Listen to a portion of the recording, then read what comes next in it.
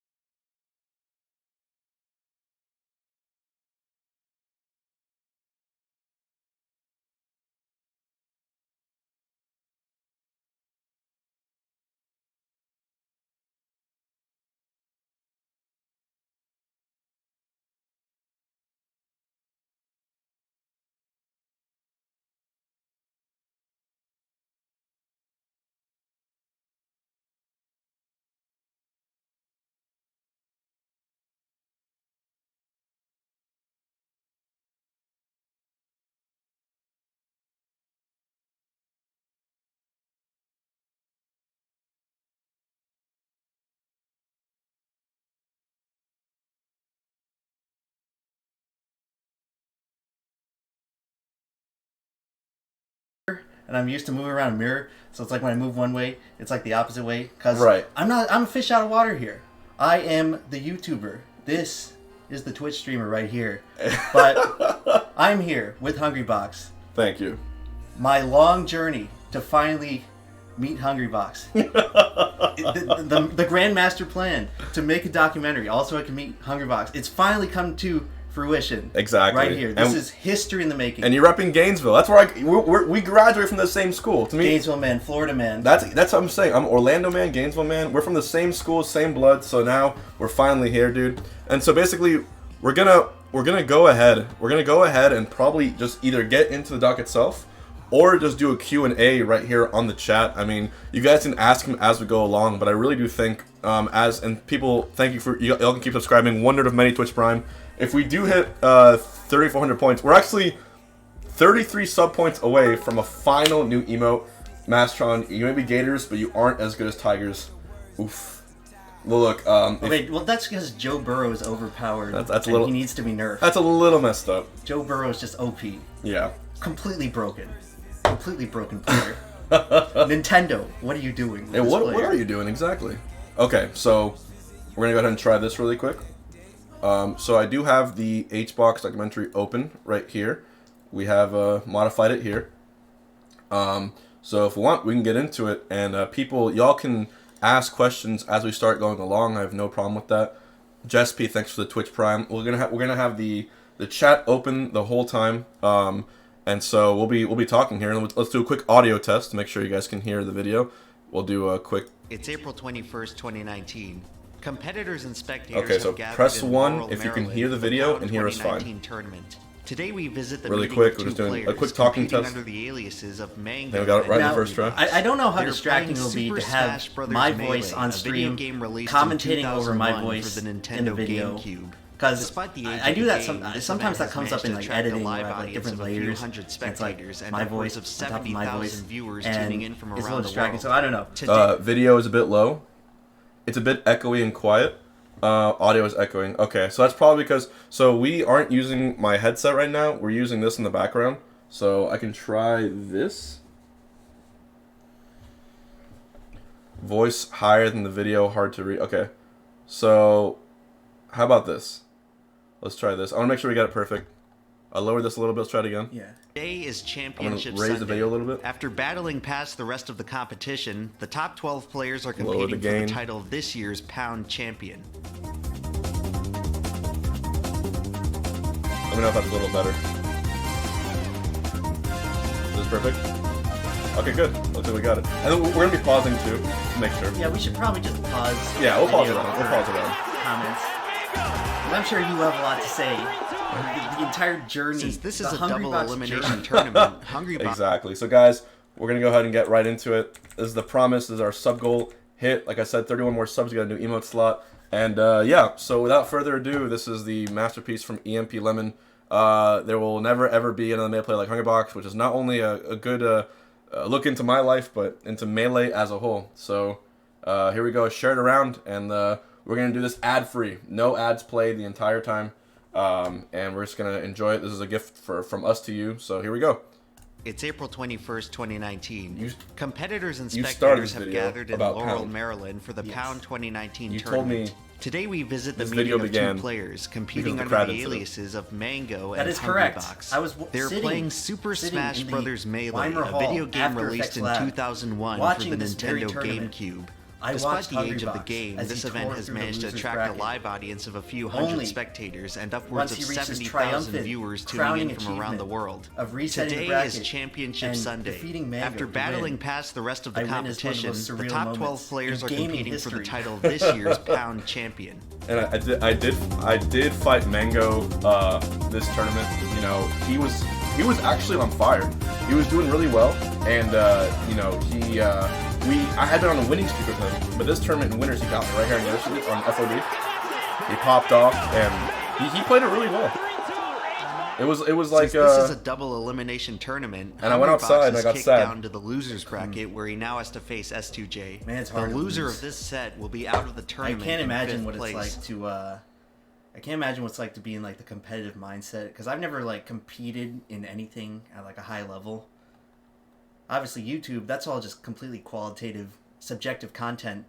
But what you're doing is like, it's hard. Winners and losers. There's like a black and whiteness about just competing in anything where, God, it's got to be like tough right to and. lose. And so we're gonna do it. I'll mute the audio while we're talking, and then certain points I'll leave it on. But in this case, to do this losers run, you know, Johnny, Zane, I believe it's Pup into Mango. It reminded me of Evo a good bit. But once I win one, I can kind of just keep going and go on a rush. So That's interesting because I set up this part as like sort of a motif that sort of mirrors your Evo run. right, Obviously, you can't like plan any of this out. It Once just like again, happens. You have Hungrybox to wins, take eliminating the existing, Pluck at third. the existing After history defeating that's already everyone happened, in the sort of losers weave it bracket, Hungrybox has into only one something that's competitor sort left of to greater face, than the sum of its parts. Mango, Gotcha. the player who sent him down there in the first place. no need for a mute. Just pause it. Okay, so we'll let parts play and then we'll pause it. Comment on it.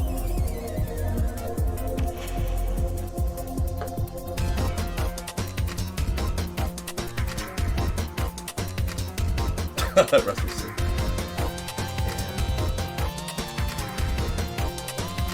And I ain't no melee expert, so I can't like commentate on the specific gameplay at all. I've like barely played any of this game. I didn't even have a game for it. It's not too hard. You know, you can always. Hey, I'm a sports fan watching. You know, sports fan, sports viewer. Right. Melee is probably as compelling as any sport I've ever watched on TV. So it's just engrossing. I really got into it, and hopefully the Emperor's clothes are on right now. And it's not naked. And I was able to make a good product that kind of satisfied In their second encounter of the tournament, Right. Hungrybox I defeats know it's tough Mango for 3 people, games. I know it's tough for a lot of communities because I'm like a total outsider to this community where I've never like interacted with anyone. So for me to like come in as like a semi-big channel and sort of like drop a video like this where it's kind of like very structured and it has a lot to say. I'm gonna lie, right when I uploaded this video, I was very anxious with like what the reaction would be. Like, oh, did I go too far? Is this not what the community would like? Right. But honestly, it did a great job at explaining a lot of things, and people were really happy with it. So I'll have this next part played too. to 1 to reset the bracket. Since it's a double elimination tournament, Hungrybox must defeat Mango for a second time to win the tournament.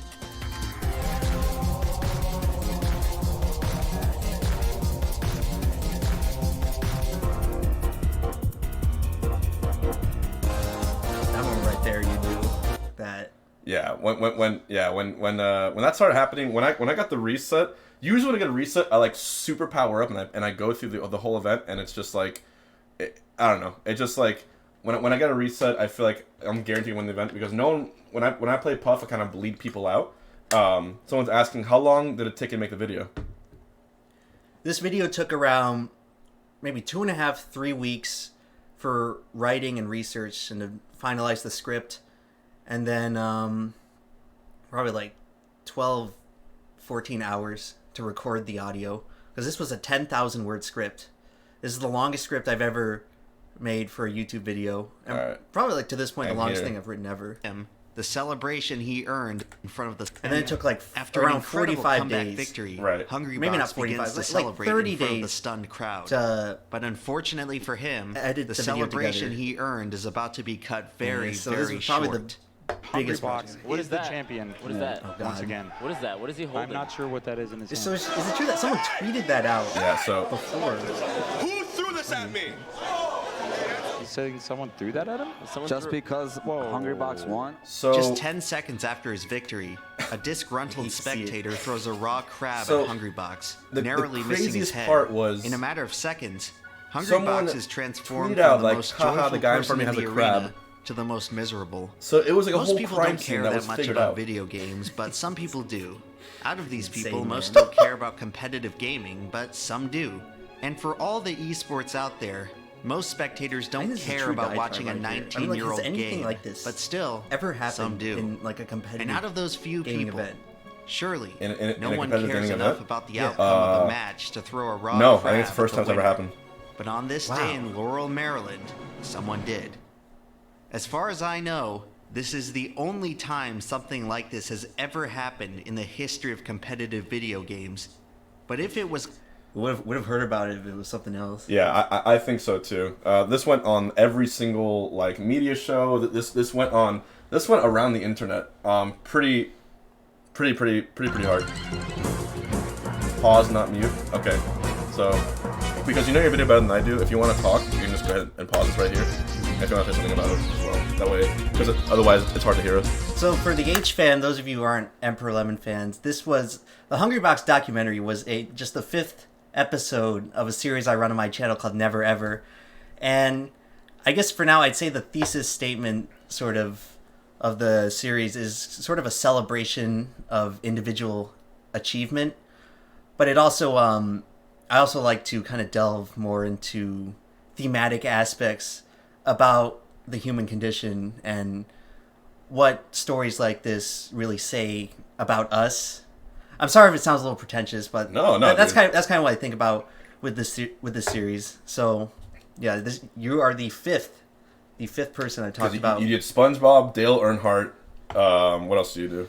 Monday Night Raw, Monday Night Raw. and then Stanislav Petrov, who is the Soviet officer who is credited with preventing a nuclear catastrophe. So basically, obviously I'm not gonna tell you what else he's working on, but just to know that this guy picks the best topics to make videos on, and I freaking love seeing them. Ready to start it up? So Yep. what's the first part? Yeah, so they can't hear us. A little bit. Before we can talk about Hungrybox, we have to talk about the game that made his name. Super Smash Bros. Is one of Nintendo's flagship franchises, releasing on every console dating back to its debut on the Nintendo 64. I didn't put in the 3DS one. 3DS isn't. it's weird. The game was originally conceived by developer Masahiro Sakurai, who was interested in creating a 4-player fighting game with Nintendo's most iconic characters. Despite his vision, Sakurai prepared to field the game with generic fighters, as he never anticipated that Nintendo would approve of their flagship characters in such uncharted territory. However, much to his surprise, Nintendo greenlit the most ambitious crossover event in history, and Super Smash Bros. Was born from the defiance of expectations.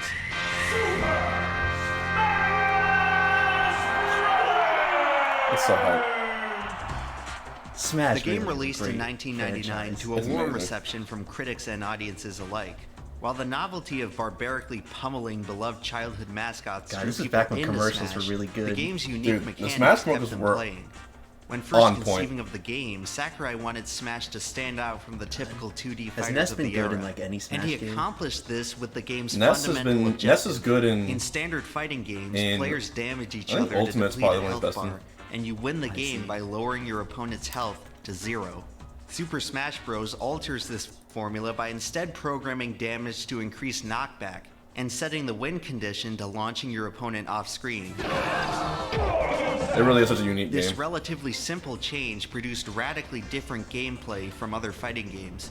Instead of prioritizing complex You like button 64? combinations, 64 to me is a good game, but like it just shows like it's like the basic roots, right? It shows what it can be so much more than that. But the top level 64 is a delight to watch. Like it's so sick. and precise blueprint. spacing, Right. Smash places much more emphasis on movement, platforming, and stage positioning, mechanics that were rarely considered in other fighting games at the time. While developing Smash, Sakurai wanted to offer the player a new Sakurai, the experience greatest with each hero and session, villain and in doing so of the created a melee scene. game with incredibly divergent outcomes, resulting in dynamic, unpredictable gameplay. Sakurai But most is- importantly, he's a perfectionist, a game that's very hard to figure But out. it sometimes that This design backfires, you know. philosophy would serve Melee the as a whole blueprint is for the a series game going about forward. perfection. And while Yeah. Smash You know, all the 64 Fox brought a mains lot out of there, ideas to the they're all table, about the being frame concept perfect. wouldn't realize its full potential Frame until perfect its bloodshot successor, or whatever. Exactly. Melee.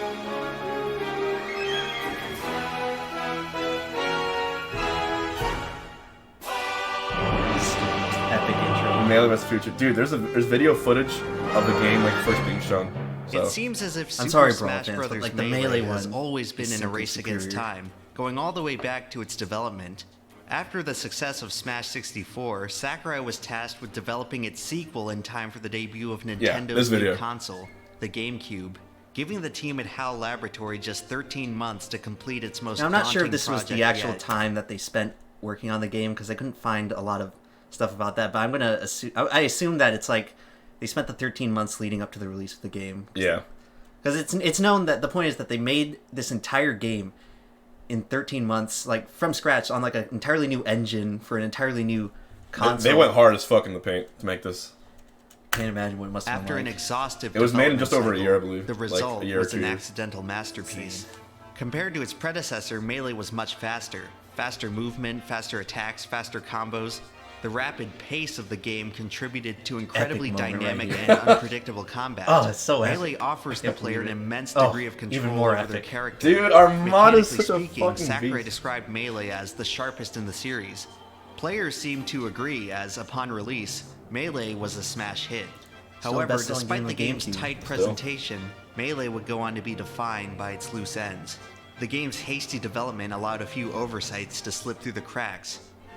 Did you and Players EmpLemon would know begin each to other? discover No. numerous He just exploits messaged me to and he was gain like, I'm making a competitive dog. edge over I had no their idea he was a big opponents. YouTuber though. Combined with Melee's already Well, fast the gameplay, product ended up how it these did, techniques you know? were Yeah. able to transform an already good game into a masterpiece.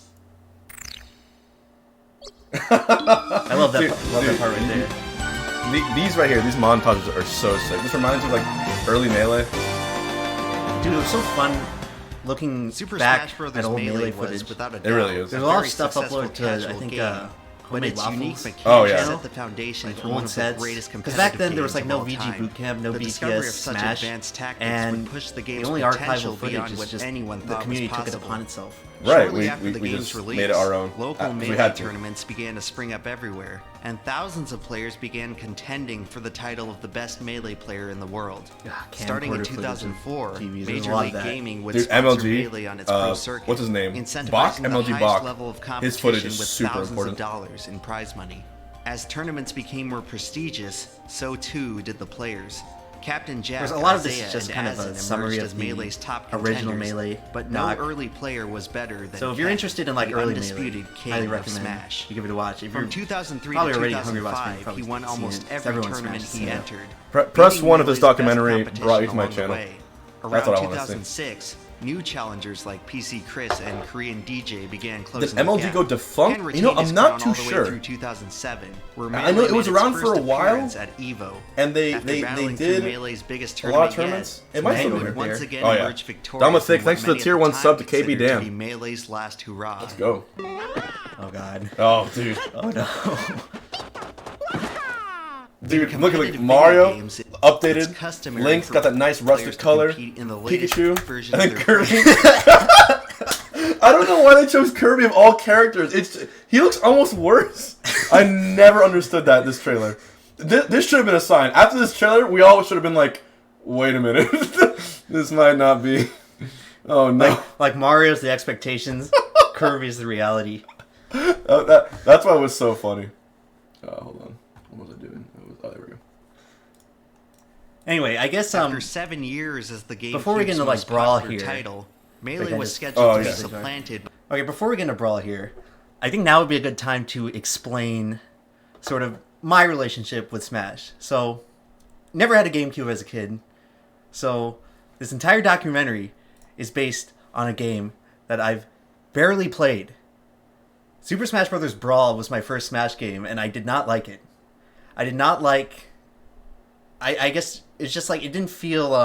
it didn't really feel fun to play. Right. Or to fight. And this is coming from someone with, like, no prior Smash experience. This is, like, cold turkey, first time playing Smash. I just found it... Because I'd fight my brother, I just found it, like, really frustrating. Where, like, obviously I was bad, but it seemed like there was very little I could do to, like, I don't know, I guess cheese wins. Right. Which is weird because this is considered, like, the casual game. Oh, God. Tripping. Oh, dude. Icy's, this is the meta. Icy's meta was the whole meta. Needless to say, the sluggish Yeah, but, pace of Brawl was a drastic change from so the with Brawl, fast-paced precision of I Melee. it made me, like, not like Supposedly, Smash. Sakurai felt that I didn't play Smash for probably 10 years after we got Brawl in, like, 08 or 09 on the Wii. And it was only after one of my friends, he got into Melee, I think after seeing the documentary, and he downloaded, like, 20XX emulator on his computer. And I just started playing at his house one time and playing the different characters. Right. I'm like, oh, wow, it's, like, really hard. I'm like, wow, these characters are really hard to control, but this game just feels more fun. Yeah. And Melee's ironically, highly technical execution like, made my the friend game played too Marth, difficult and I for just kept casual cycling through the play, characters and he worked to and make the getting sequel destroyed. much more simple And and then accessible for new I picked up players. Jigglypuff because I remembered Oh, in my no. head, Casual Hungrybox, games suffered competitively. fellow UF Many Gator, of Melee's top the school players which I was tried to give attending Brawl at the a time. chance. 1 year after And I his think this final was, like, Melee after you won victory, Evo. Ken would return to the And I'm like, finals of Evo gotta playing Brawl, pick up where Puff. he would be If he can do it, promptly maybe I beaten can do by a it. 14-year-old And that was, like, kid. the players only time I included could be had no competitive prior with my tournament friend experience, when he was and playing only Marth. Like, all the other entered because his characters, family just like Fox, I happened to just be vacationing SD near the 4 venue times at in a the match. time. The tournament Same thing result with, like, was viewed as Pikachu a and total the other farce ones. by the Dude, competitive Smash so community. this is a true thing, man. The fact that This essentially kid's a random player CPU could score goes to a quick win Evo, against a skilled veteran like Ken goes to served as an Evo, indictment and against just Brawl as a fucking competitive wrecks game. everyone, With all this including considered, Ken it didn't with take long Rob, for and many this of kid Melee's- Melee's competitors he just to dropped sour off the on earth. He never came back. The comments on this For the video are first really time interesting to ever, read. the It's like a Smash time community capsule was of Yeah. divided over the future how of the people felt franchise. about the game In at the an era time. before esports were commonplace in online culture, many fans struggled That is to another accept consequence Smash Bros. of as anything Melee. beyond It its seems like a game that original came out role too as a early. party game. Feel the same way about Most consider TF2, right which off is Melee as my a favorite stale, video game dead of all time. with nothing left to figure out. And the vast So sad. majority of players were Right. ready to move on with the series. Only a small ragtag community would stay behind in what they Green considered Simpsons. to be the better game. Green Who Simpsons. loves Green Simpsons? This 7-year-old title was Iconic. I didn't know that was a meme. That's like a meme on my channel. The gods versus the old generation. Dude, that was my video from like fucking high school. I know, I just found it. When resource gathering on YouTube, you never know what you're going to find. That's ultra rare. Gigabits. Dude, So, I need to say this.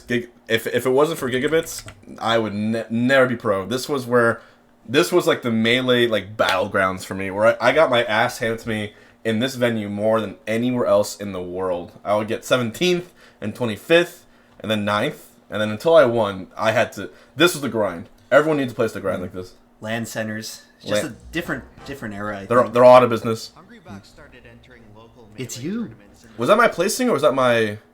What was 58? Oh, that's like my seating. How many points I have? I see. Hungrybox, lowercase. 2007. Lowercase Hungrybox. Yeah, 2 words. 2 words. Started regularly placing Hungry in the space top box. 5. And by the next year, Now, a lot of this information, I couldn't verify for sure. I just used it based on the wikis. I lost the PC, Chris. 100 bits, downward spiral. entered Revival in Awesome. Melee, the game's first major tournament since the release of Brawl, facing off against the best in the So nation. you are one of like the few remaining players who was active during this era. Right. Like largely lately, there's been a shift where a lot of the new top players, they're like what's referred to as doc kids, correct? Doc Where kids are a thing, They yeah. only got into Melee after the documentary, so they weren't around for any of this. Well, of course, neither was I, and I just did the best I could to research. Corneria. Corneria, rest in peace. That's PPMD right there. Fuck Corneria. So yeah, I won tipped off 5 too. By 2010, Holy shit, the man. old legends of yesteryear had pretty much vanished. Like most of the old community, they had moved on to New era. The new era, yeah. New Feels era. good. Feels good to be in. Dude, I wish I was in this picture. exciting. Why am I not in this picture? There's only like 2 pictures ever of the 5 gods together, or 1. It's thematically relevant Yeah. for the rest of the video, though. period in Melee's history known as the era of Dr. the PP. Half the comments on my video were people unfamiliar with Smash, and they're just commenting about how the server name Dr. PP is. And it's weird because, like, following Smash and working on the video just becomes second nature. But then you forget, like, the first time you look at it, I had that reaction too, like years ago, first time about learning about competitive Melee.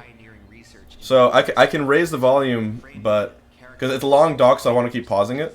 So I can raise the volume, but then then you guys can't hear him apparently. So I'm leaving it a little low. So we gotta compromise. Either we can keep doing what we're doing now. This seems to work fine. Mewtwo King early. Yeah. Mewtwo King with hair. Yeah. Gosh. Dude, when he was both the best in Brawl and Melee, you know how hard it is. This is fine. I'm gonna leave it as is, guys. Probably like the 2 most different Smash games. Right. Right. In terms of the pacing and the mechanics. Right. That's insane that he was able to do that. To rise to power would be Mango, who by 2009 would overtake Mewtwo King as the top Melee player. Throughout the history of Yeah, and he did it with Puff, which was of course That is so epic. the corner. Yeah, that rest is fuck. To this day, that rest is actually insane. They don't even play on Corneria anymore, so it'll probably never be replicated. the way he could effortlessly string together complex Shine, shine, dare, to a dare. style that was as fluid as it was on Back style. air. That's like 2009. Yep. Can you imagine how much more advanced it is now? Yeah, Like, dude. he was ahead of a lot of people. And he was playing Mario too. Like, this rest is sick though. He would go for these ballsy ass rests. The thing is, Mango like played Puff on his stream last year a couple times. Just got bodied. He could, honestly like A whole continent on his shoulders as Just- he traveled to prove himself in the United States. Historically, Melee's competitive scene has viewed The Penguins. I'm gonna turn up just a little bit. This is a reference to, Yeah, Leffen's thing. yeah, I think in Smash Ultimate Tournament they seeded the Europeans low. And their reasoning was Dude, that they were- this right here pulls out the fucking. It's just sickening. disgusting plays. God, it's awesome. You love to see it. Hey, I know that guy. Yeah, it's... Oh, the forward smash on Dr. Peepee. Last but not least, Melee's new generation would be cemented through the rise of the fifth god, Dr. Peepee. The fact that this guy became the best in the world with Falco is... It really is special. Like, no one else has done it before. This is like the only JV5 set I've ever seen Done it in, since- in Melee. He JV5 too. This guy wasn't bad. This guy was ranked in Georgia, I'm pretty sure. Like, How do you JV5? That's JV5, a competent player. It's just with Falco. With Falco! Now that we've introduced he didn't get who hit. they are, we can talk about what they are. Carrying the title of God in any game entails a great deal of prestige, and Smash Bros is no exception. So what exactly did Press these 1 five if you players missed the do to PPMD transcend Falco. the slowly A legend. sad. Unknown who exactly We got Mango introduced the term Falco. five gods to describe Melee's top players. But Bobby Scar eventually, I think he tweeted me saying like, "We don't know who. Are you sure there's no one who So- could have come up with it?" So Bobby Scar was the guy who coined Five Gods?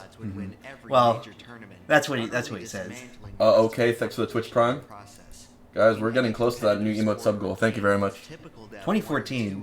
What would you say is like the peak gods era, where it was like they were so far ahead of everyone else, where it seemed like they were untouchable?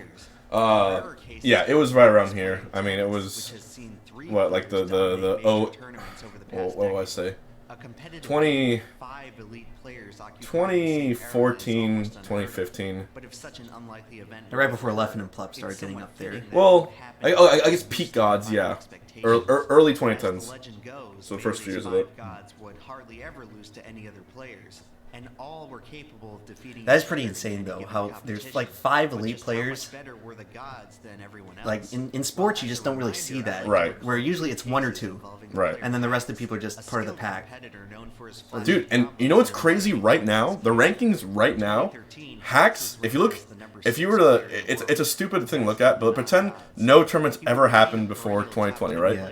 If you look only at 2020 tournaments, Fiction is top 5 in the world right now, and Hack's money technically is 4th, I believe. Holy Like, if you look just at 2020 results, it's The Hacks comeback is incredible. I did him dirty in the Yeah. documentary. I I just do like constant footage of him getting owned in this part, but Oh yeah. In the second game, I'm sorry, nothing against Hatch, but this is just like to show at the time, Back at when the time how he was the number 6 player in the world. Hacks fell off. Wait, what do you? Fiction and Hacks? No, they're not top 5. I'm saying if you look strictly at 2020 ELO, that's like Hacks got 4th at Genesis, 7th at Summit, and there's only like 3 other players in the world that have better results than that. Then Fiction got 5th at Genesis, 5th at Summit, right? Okay, but this is insane right here. Yeah. He's using tertiary and like Down smash. tertiary and quaternary characters, and he's still winning. And Hacks was like top 10 player at this point. V Deadbolt, thank you. Twitch Prime. Even win with their secondary characters. Now would probably Crazy. be a good time to talk about Melee's characters.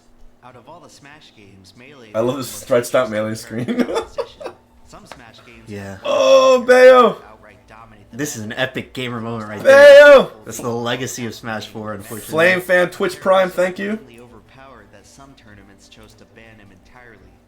On the other hand, Yeah, but best the Melee character I heard that the is Meta Knight players just didn't go to those tournaments, so it was almost like he wasn't banned at all. I am really completely unusable in a like competitive setting. willing to tell you that Third are just kind of Brawl and Smash 4 Wait, could have been. you can pause here. winning So to what extent do you agree with this this assessment? Like red is like unwinnable. Okay. Yellow is like, And Dr. Mario's. you could like win. You can win like a local or like a regional or something.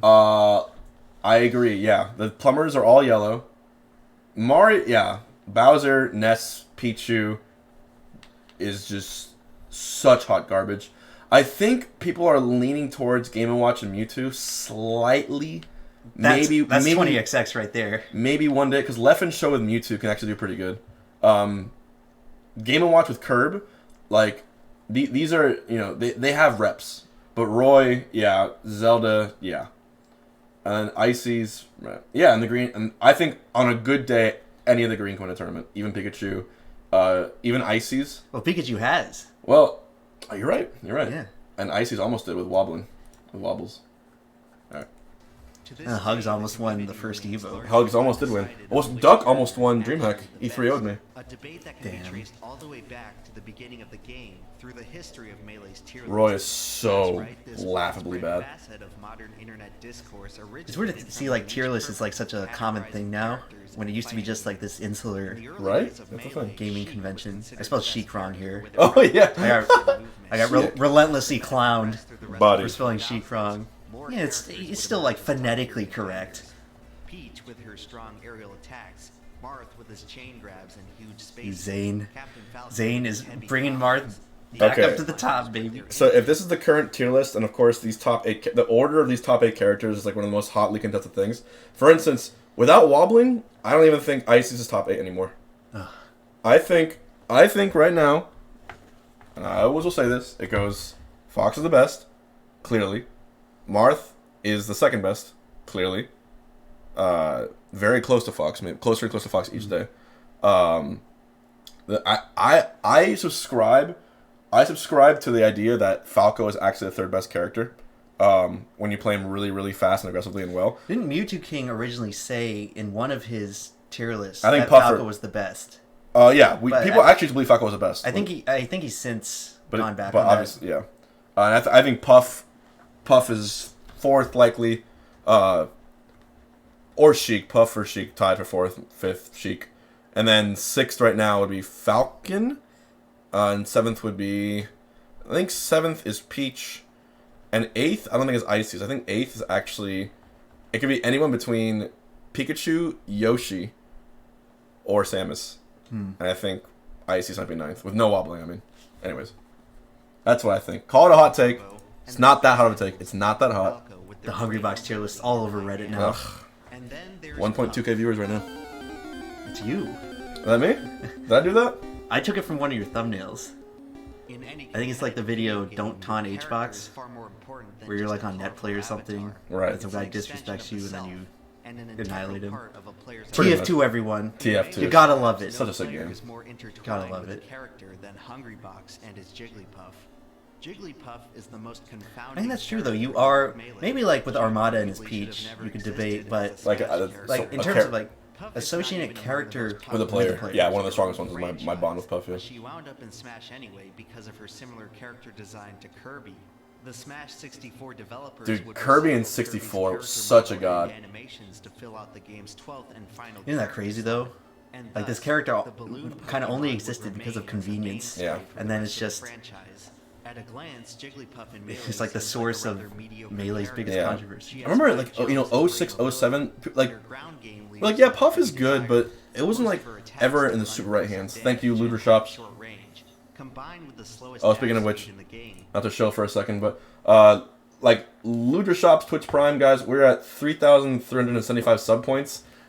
This sub number is gonna drop drastically, like any day now, any hour now. But if we hit 3,400 at least once, we get that final new emote slot, which is fucking sick. So I'm hoping and praying we hit that today. Oh shit. After that, I don't care. It'll drop, but as long as we hit that one spot, we have that new slot. Is today the 26th? Today's the 27th. So it's almost exactly 1 month. I know. So it's like any second now it's gonna drop. So if you do have a Twitch Prime and you want to support me, or support me because he supported me, whatever it is, or follow him, that's fine too. Insane Pig on 1. Thank you, Twitch Prime. Let's keep it going. Puff has a hard time approaching other characters.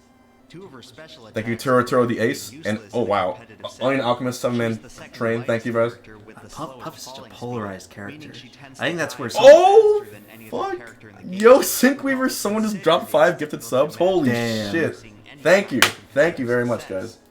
My God. I think that's why a lot of Melee players have such a problem with her. She does play so differently. Dogweather, thank you. Yeah, she's. Look, can you believe she was considered like low tier in O2? Almost bottom. That's completely insane. Chase Chili, wow, 15-man sub train. That just goes to show how much things can change once you dive deep into the metagame. Like, I mean, Ultimate now is as old as that tier list was that ranked Puff in the bottom half. So, like, the time between Ultimate's release and now with the current Ultimate tier list, Oh, you're that was right. like the same as the Oh wait, difference between the Melee release. that was the fucking fuck. Dude, that's epic. I fucking love that Dude. pop-off. A big back air rest. The premise of Rest is quite simple. Hitting the move deals Where do you think more Puff would be damage without than Rest? Without rest? characters at very low percents. Missing the move will stun you for 3 seconds. Basically Without rest? The guaranteed. Zal Raw sub, thank you. Scoring a rest Without is very rest, easy oh my with god. small hitbox, She'd be like. requiring Puff to be on top No, of not it low tier by any to means. connect. But at the highest level I would say yellow tier. I would say around Rest forces maybe other characters to treat Puff Icy's taking Peach time level off. maybe. Rest prevents opponents from aggressively rushing down Puff. She still has really good strings, but rest is so important to win. You can't win a turn without rest. You can't win a national without Well, it's rest. just the threat of Rest, like the Yeah. mentality. That means I would have to, instead of having guaranteed kill setups, I would have to get Wall of Pains for every single setup. Move up Melee's tier list, peaking at number 3 overall in 2010. This is back when you and Mango Yeah. were both repping Puff. Flaming Soap, we're actually both in Orlando right now. That is correct. It's awesome. The character was about to run into a major roadblock. Midway through 2010, Mango unexpectedly dropped Puff as his main, choosing instead. Was to it move unexpected? forward with I don't know I'm about gonna that. say this. I think this is by far the smartest thing he could have done. He's just like he got rank 1 with Puff back in the day, but with a changing meta, there's no way. Like you have to play more defense. You see how I play. Like I play a certain way to win tournaments. Mango could have never done that, but he could do the amazing things he did with Fox and Falco. He was meant to play Fox and Falco. It's very interesting how the tools are like all there. Yeah. But it's like the mentality of the player that can truly bring out the true skill of a character. Right. Holy shit! Is this like your worst fear? This right editing. here? This editing is sick. 20XX Revolution. Oh, that sickens me. Disgusting. But hey, all Fox mains think that he gets solidly beat by Marth. Could Marth be the true counter to 20XX? Maybe. Zane giving these Fox players nightmares nowadays. Maybe. Sending left to Twitter every single Ever tournament. since the beginning, They Fox fear was always Zane so considered to much. be a character with incredible potential, but no one could Sorry, I was truly answering harness it a until text. the metagame had This is a picture I took from progressed Google beyond Images. high It's really That funny. picture's amazing. Hop cool. Thanks for your first gift up to the channel, like Rom. Wow, guys, we're about to crush this sub goal. 13 more to go. Look at this. This is the potential. This is what Hacks Money sees Dude. when he envisions Fox gameplay. I think this is why Melee is so timeless, like any real sport. Melee is like, it's like an analog game, you know? No one will ever play this game perfect because our fingers don't move that fast. But the rush is seeing how close we can get to perfection, right? That's the best part.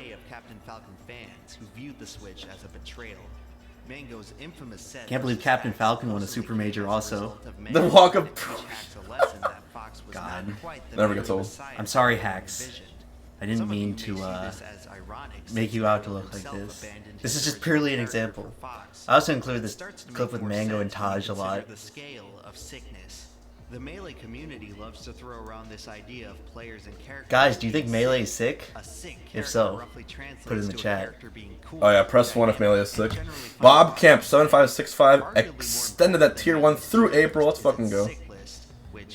Alright, now, to what The ones, all the ones. to what extent do you think the sick list is accurate? Okay, wait. It'll come up again. In a little Your bit. sick list is a really good... This is what I... This is just... So this has changed dramatically. Actually, with like Wizzy and some other like, the more a character gets optimized, the more this gets controversial. Fox, I think Falco is #1 sick list no matter what. Falco is always the sickest character. I think.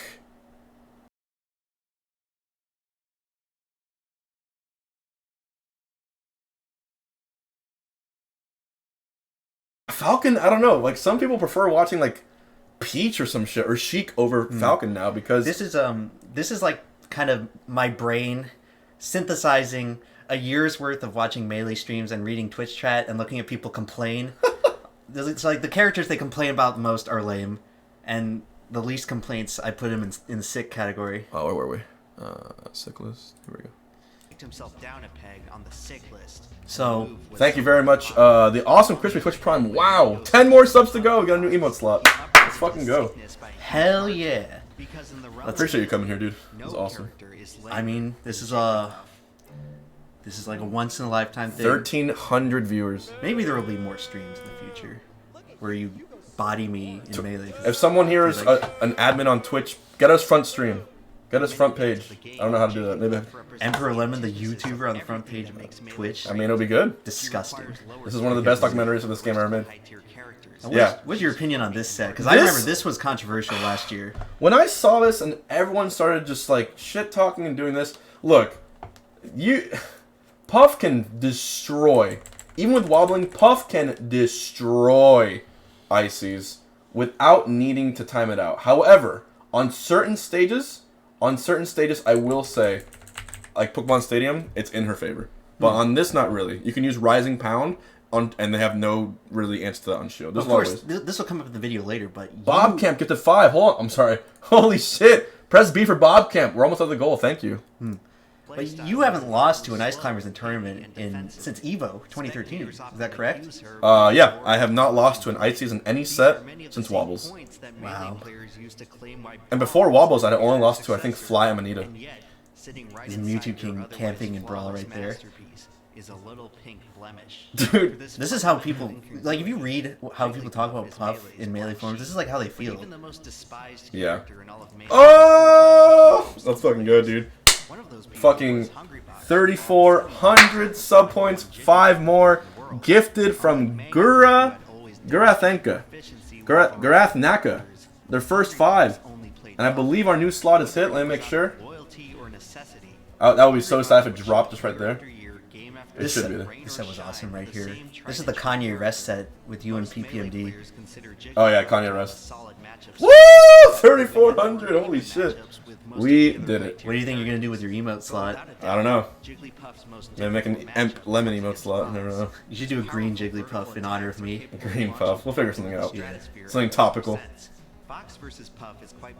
What's our next sub goal? This set is hilarious. Yeah, this set, that's such a meme. With Esam.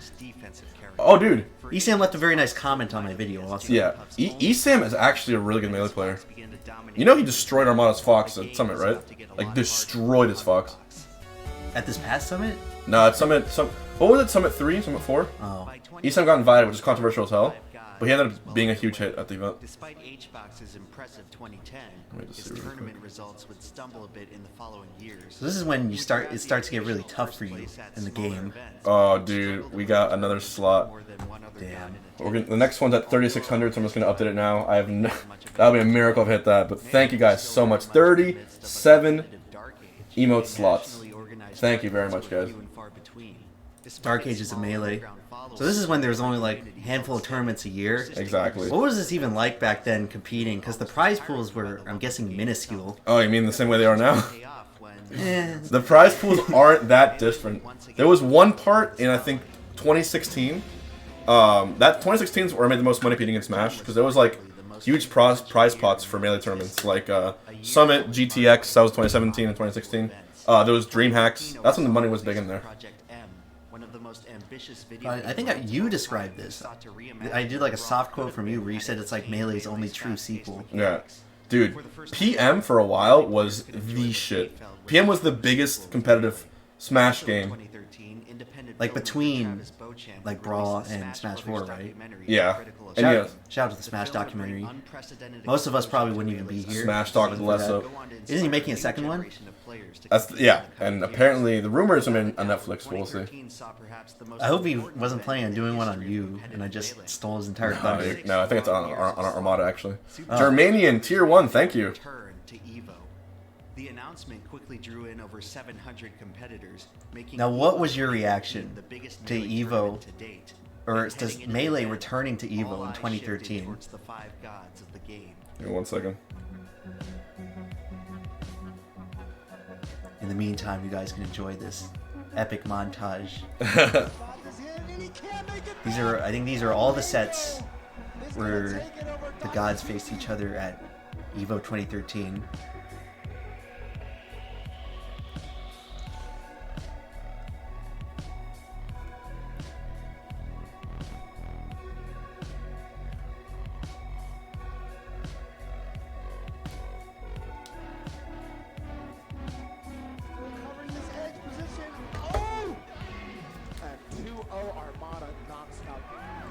This montage is sick.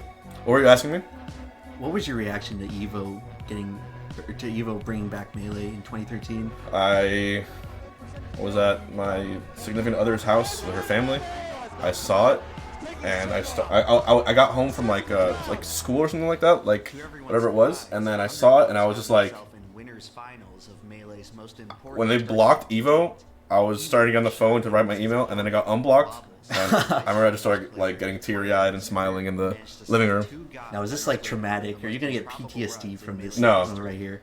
Did you feel like I've come to peace with this. Did you feel like you should have even gotten this far at the time? Yes, I feel like I could have won Evo. I could have won Evo, or I should have won Evo because I was playing actually really well. I beat Mewtwo King.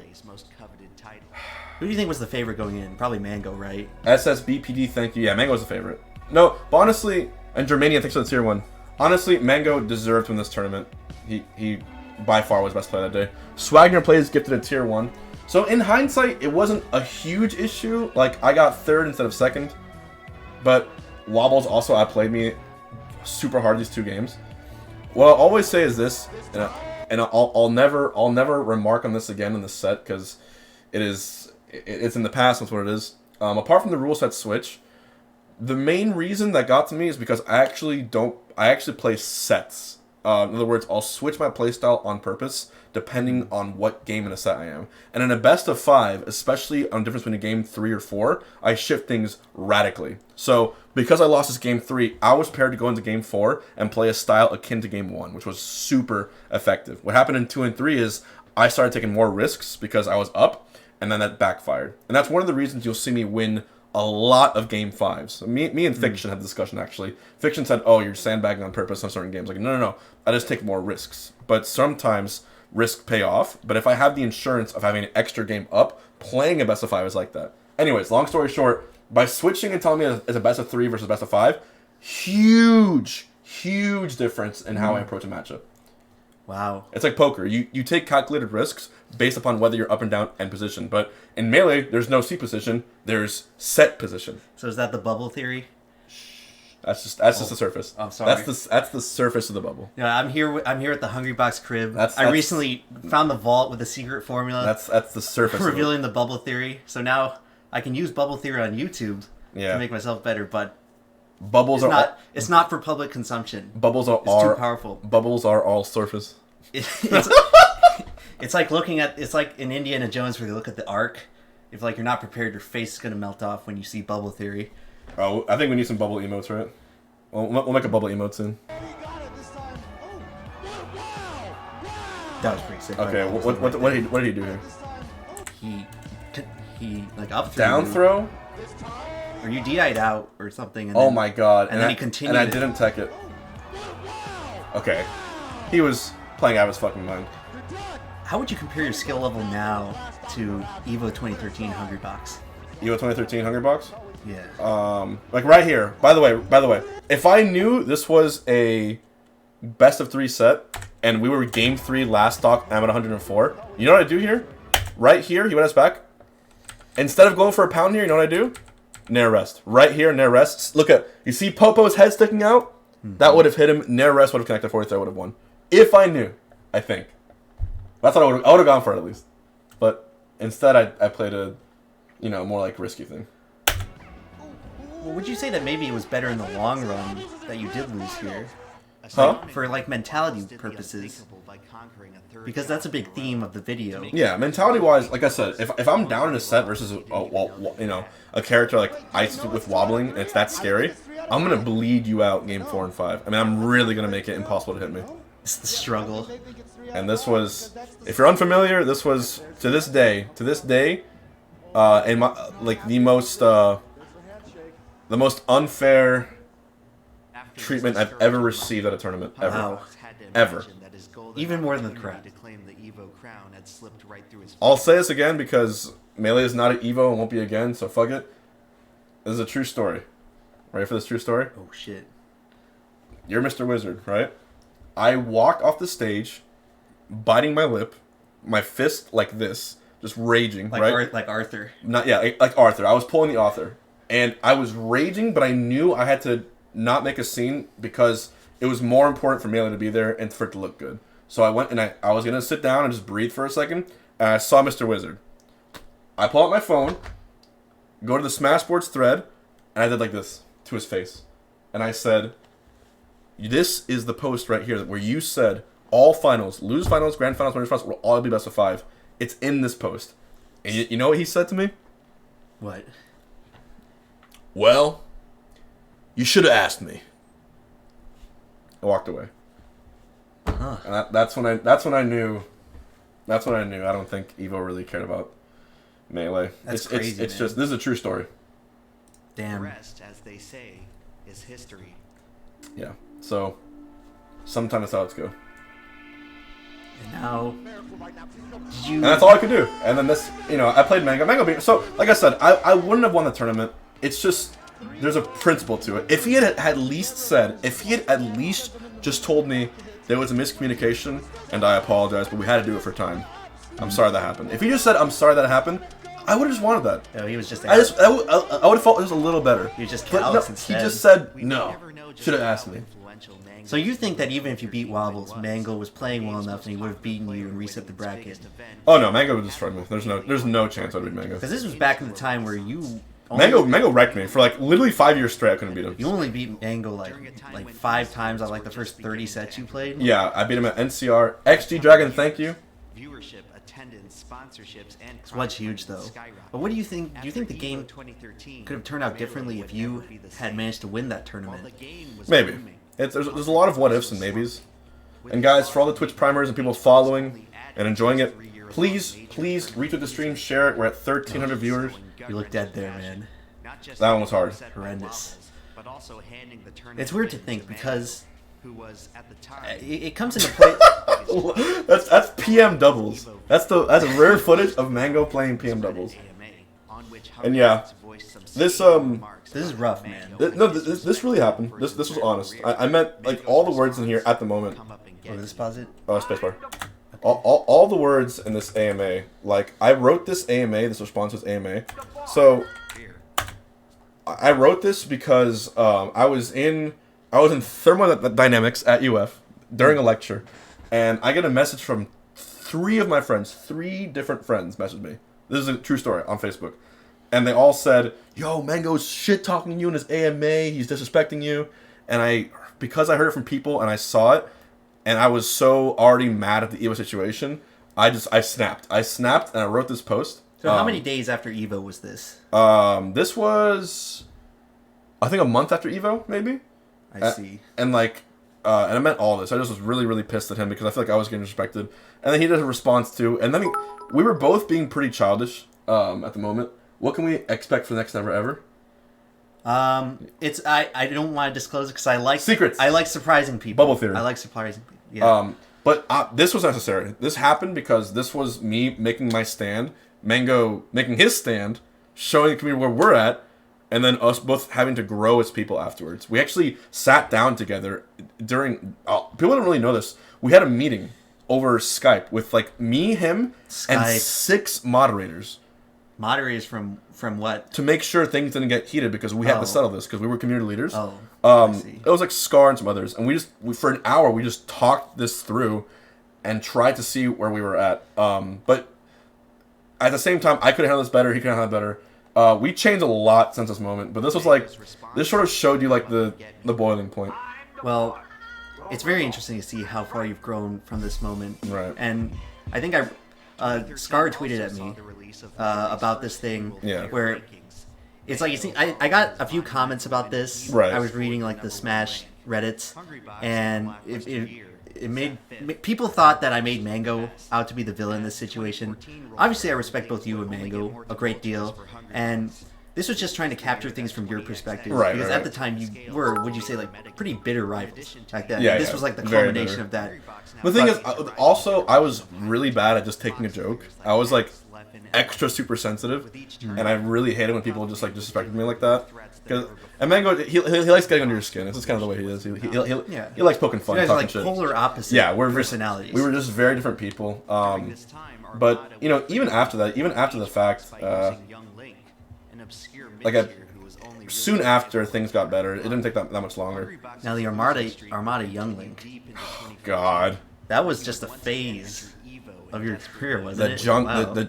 It's the Jung Link right there, dude. That Young Link. This rest, you know how scary this rest was? I was seated like 5th this tournament, and PPMD was seated 1st or whatever.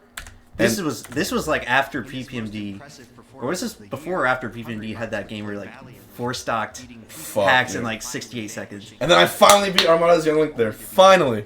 That was like kind of the end of an era. I don't think he brought Young Link anymore after that, did he? Even right here, I'm cheesing so hard, I'm smiling. So I'm just proud of the guy. I'm just like, you got the double Evo win. I think that was the second one, right? Yeah. 2013 Mango, 2020 HBOX. Okay, how did this even happen? Wait, which one is this? It's like So right here, he started taunting me right here. And dude, so if you guys want to know how hard, go ahead and play against a Fox at your level. Put yourself at 1 stock 78%, and then put your opponent at 3 stock 135. Except make that Fox Leffen.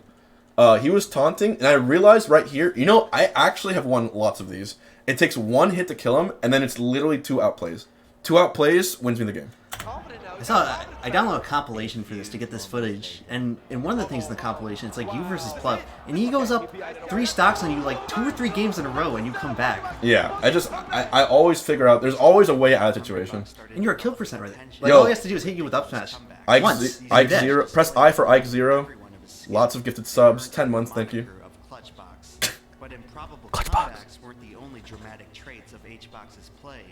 Much like his in-game That's like a top 5 HBOX. So top right there. When I like punch shit and throw stuff down, it's none of this is like acting. I want you to know this. Like, I literally just like have unhealthy ways of releasing my tension during a set, and I rest in peace to Obvious. This seems like a bomb defusal. It's like the most stressful thing in the world. Some of these grand finals. I've said it before, but one of the reasons I've done well is because I do treat it like life or death.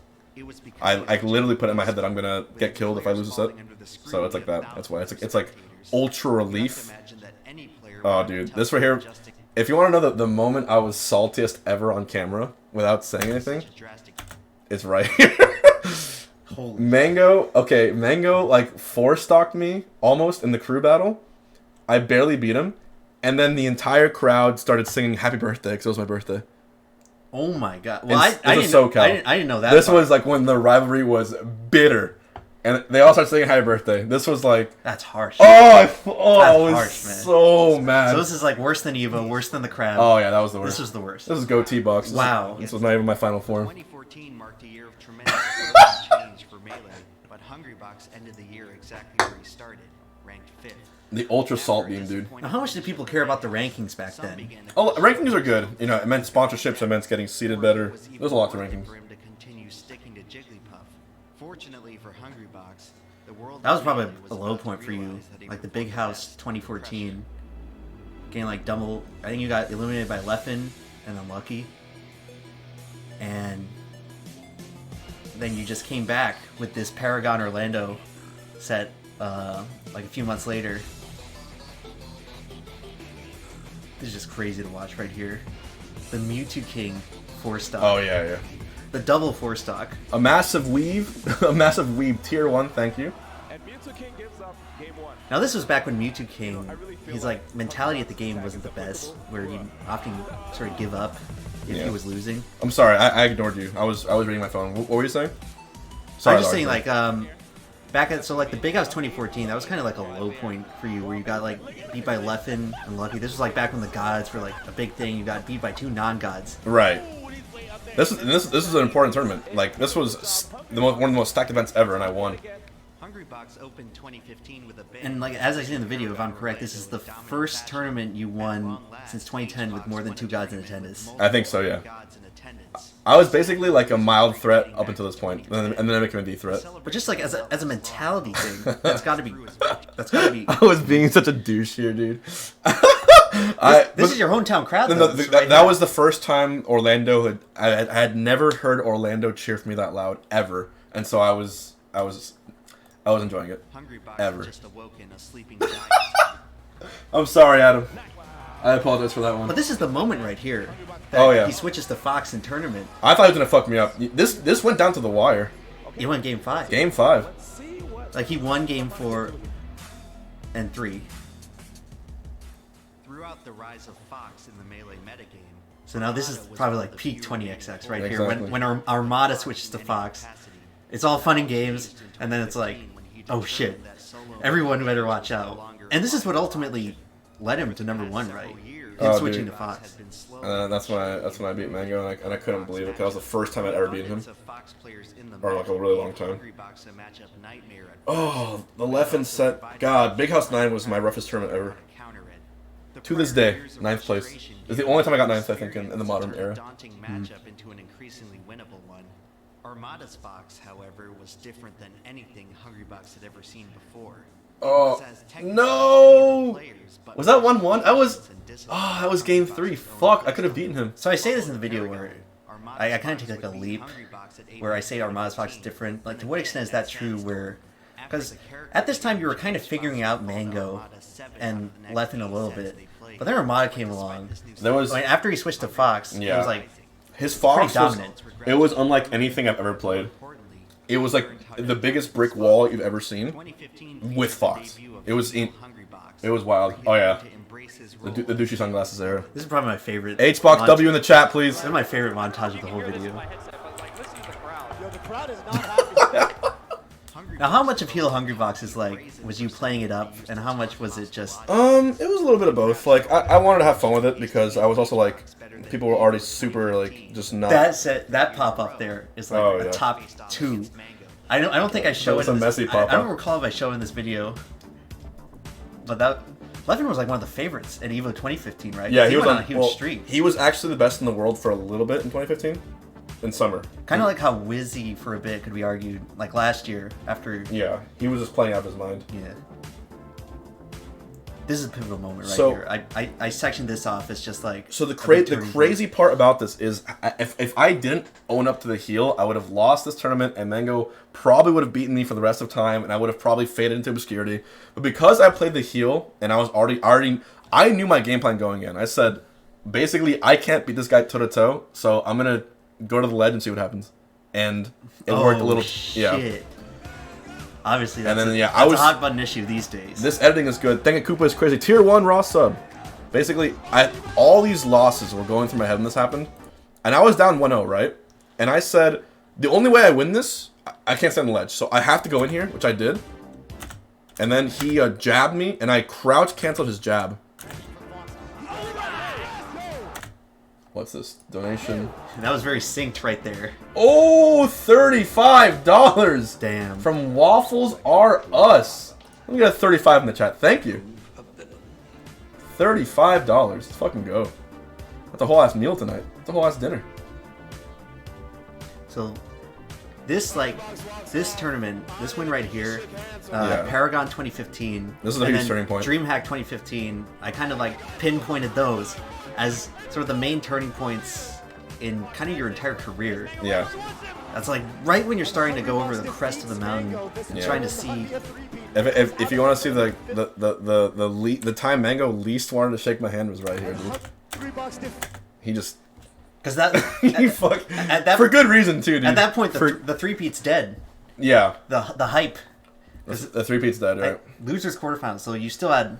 But to go after. who sent Mango to lose this tournament? I don't recall. It could have been PPMD, because PPMD you. Who was it? PPMD? In my research, you faced PPMD after this, but I'm not sure. It might have been Plup. Depending on who he lost to, was it Plup? I think it might have been Plup. Okay, if Plup beat in this tournament and Armada won, I think even if Mango would have beaten me, I'm not sure if we won the tournament because Armada was super hot and Plup was super hot. So, Plup was playing Samus. And then Crunch right here. I was hamming it up here because I was so tired of everyone's shit. But that's awesome though.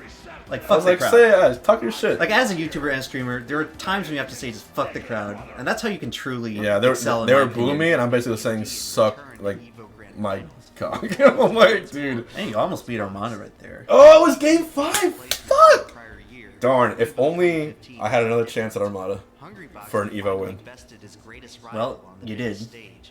He looks stronger. That's the and more joke, I know, confident in but his game than ever before. I'm just thinking Evo video-wise. 2015 represented a major turning point in HBOX's career, where he toppled one rival for another to take their place. Would And, you say and that's- Mango also SD'd. It was just like the sloppiest set he's ever played. Would you say that's accurate? Where like after this moment, or was it a bit afterwards? Would you say where Armada kind of supplanted Mango as your biggest obstacle? So Big House 5 was also, this turn was also really important because I beat Mango again here. So, and I beat him without too much ledge camping. Like I kind of beat him head on. And so that was like an important part. And then I got second place to Armada. And Armada just fucking, was this a 3-0? Was this a game? What, I don't know with Armada. Armada is the only one in the world who can close a game 5 way harder than I can. Like if it's game 5, Armada wins most of those. Armada is certainly one of the most clutch players, and I'm speaking with the clutch god himself. He's very But- good, dude. Armada just has a penchant for just not losing. Yeah.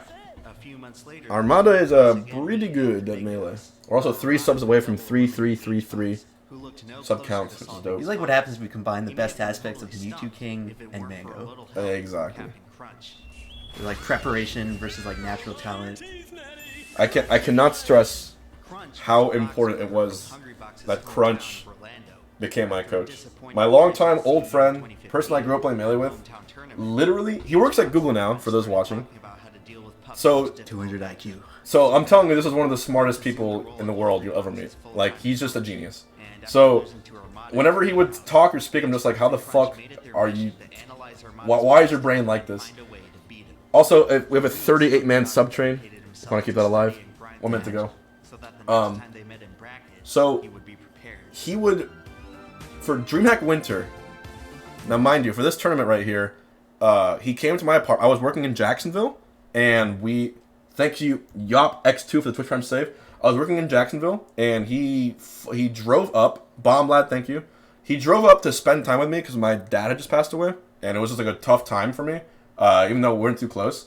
So we hung out in the apartment. We literally just played Smash all day, watched footage, and watched anime, and fucking went to get food like for an entire week. While I was at work, he would stay at home and like study. And so basically, we just grinded out the game, and we discovered how to beat not just any Fox, but Armada's Fox specifically. And I called Liquid and I said, look, my friend here is coaching me for this. This is back when coaching was still allowed mid-set. And I said, because Liquid was flying me out the DreamHack because it was a huge, like it was a 30K event, right? And I said to Liquid, if you help me split Crunch's ticket, I think I can win this event. And Steve, you know, CEO Steve, he said, thank you, Koopa is created for the gift of sub. He said, dude, if you really believe in him, and you think it'll work, we'll pay for his whole ticket. They paid for his whole ticket, and we came here, and sure enough. All right, we're reaching the halfway point, so gotta go do a little bathroom break. Oh, yeah, yeah. But you can hold down the chat while I'm gone. Yeah, yeah. Make sure to pause before the next section. Go ahead. This is the part where the documentary gets a bit dark. Yeah, yeah. When Armada plays the card for HBOX is all over him. I think that is it. Congratulations to Hungrybox making history here on European soil. 3-1. With his win against Armada, Hungrybox had proven that he could conquer anyone and everyone that Melee had to offer. He had spent a whole year building himself up as Melee's unstoppable villain. And we finally got to it. The most monumental win of his career so far. The pompous, arrogant HBOX unexpectedly broke down in tears. Pause for the home, so I'm pausing it. I'm gonna grab another drink. I guess I'll just play. I'll play a quick set of ads just for right now. I said I wasn't going to, but we're taking a break. I will. Thank you for the sub train. Holy shit! All right, hold on.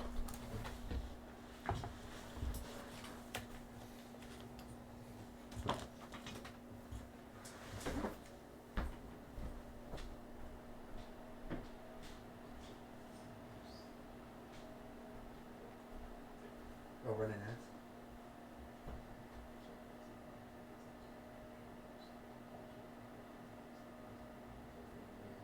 I mean, this part's like up to you. If you're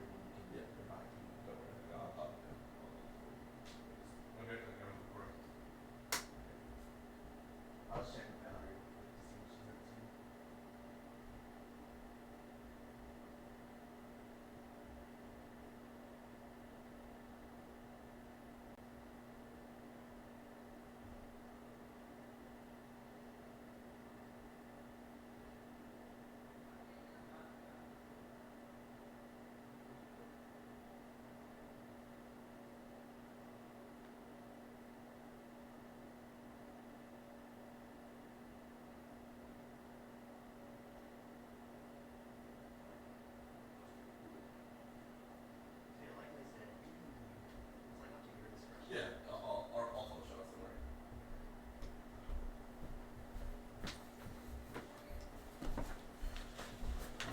Son of a melon. No, son of a lemon.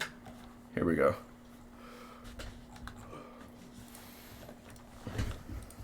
D1, I've wanted this for so long.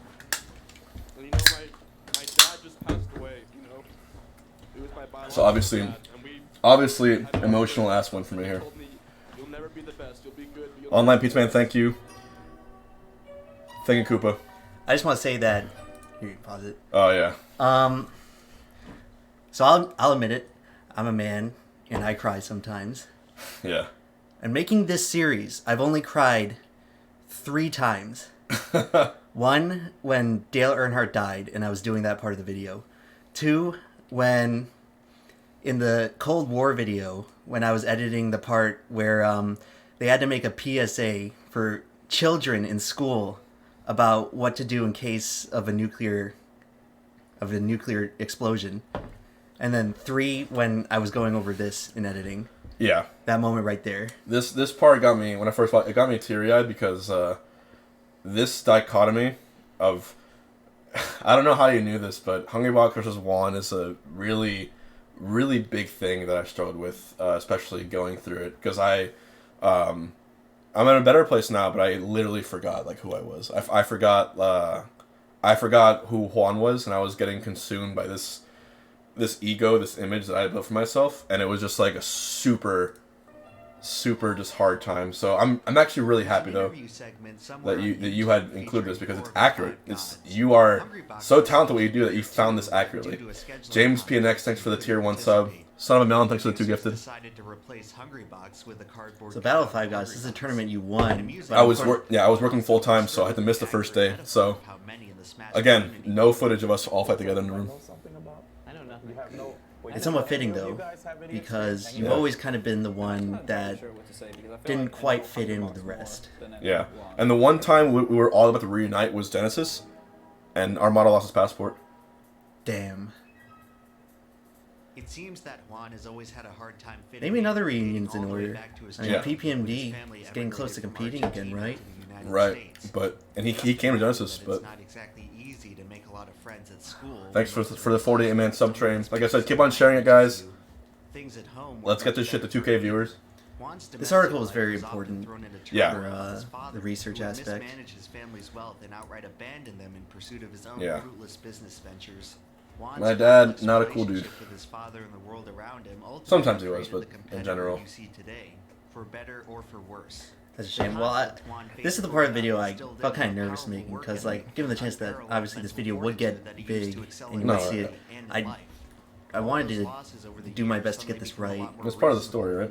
Yeah, and hopefully I haven't made too many leaps or falsities in this. No. The amazing thing. This is like the graduation video I did. School. There's not a VOD of it on YouTube, unfortunately. 'cause Yeah, it's it's lost in muted. the I did ether. my own homework. Damn. I have more Evo wins than I did my homework. There's another video on This YouTube that back and forth is such a Brilliant. crazy. If you want like the summary of what best encapsulates our personalities, like that right there was it. That video. Tried at school.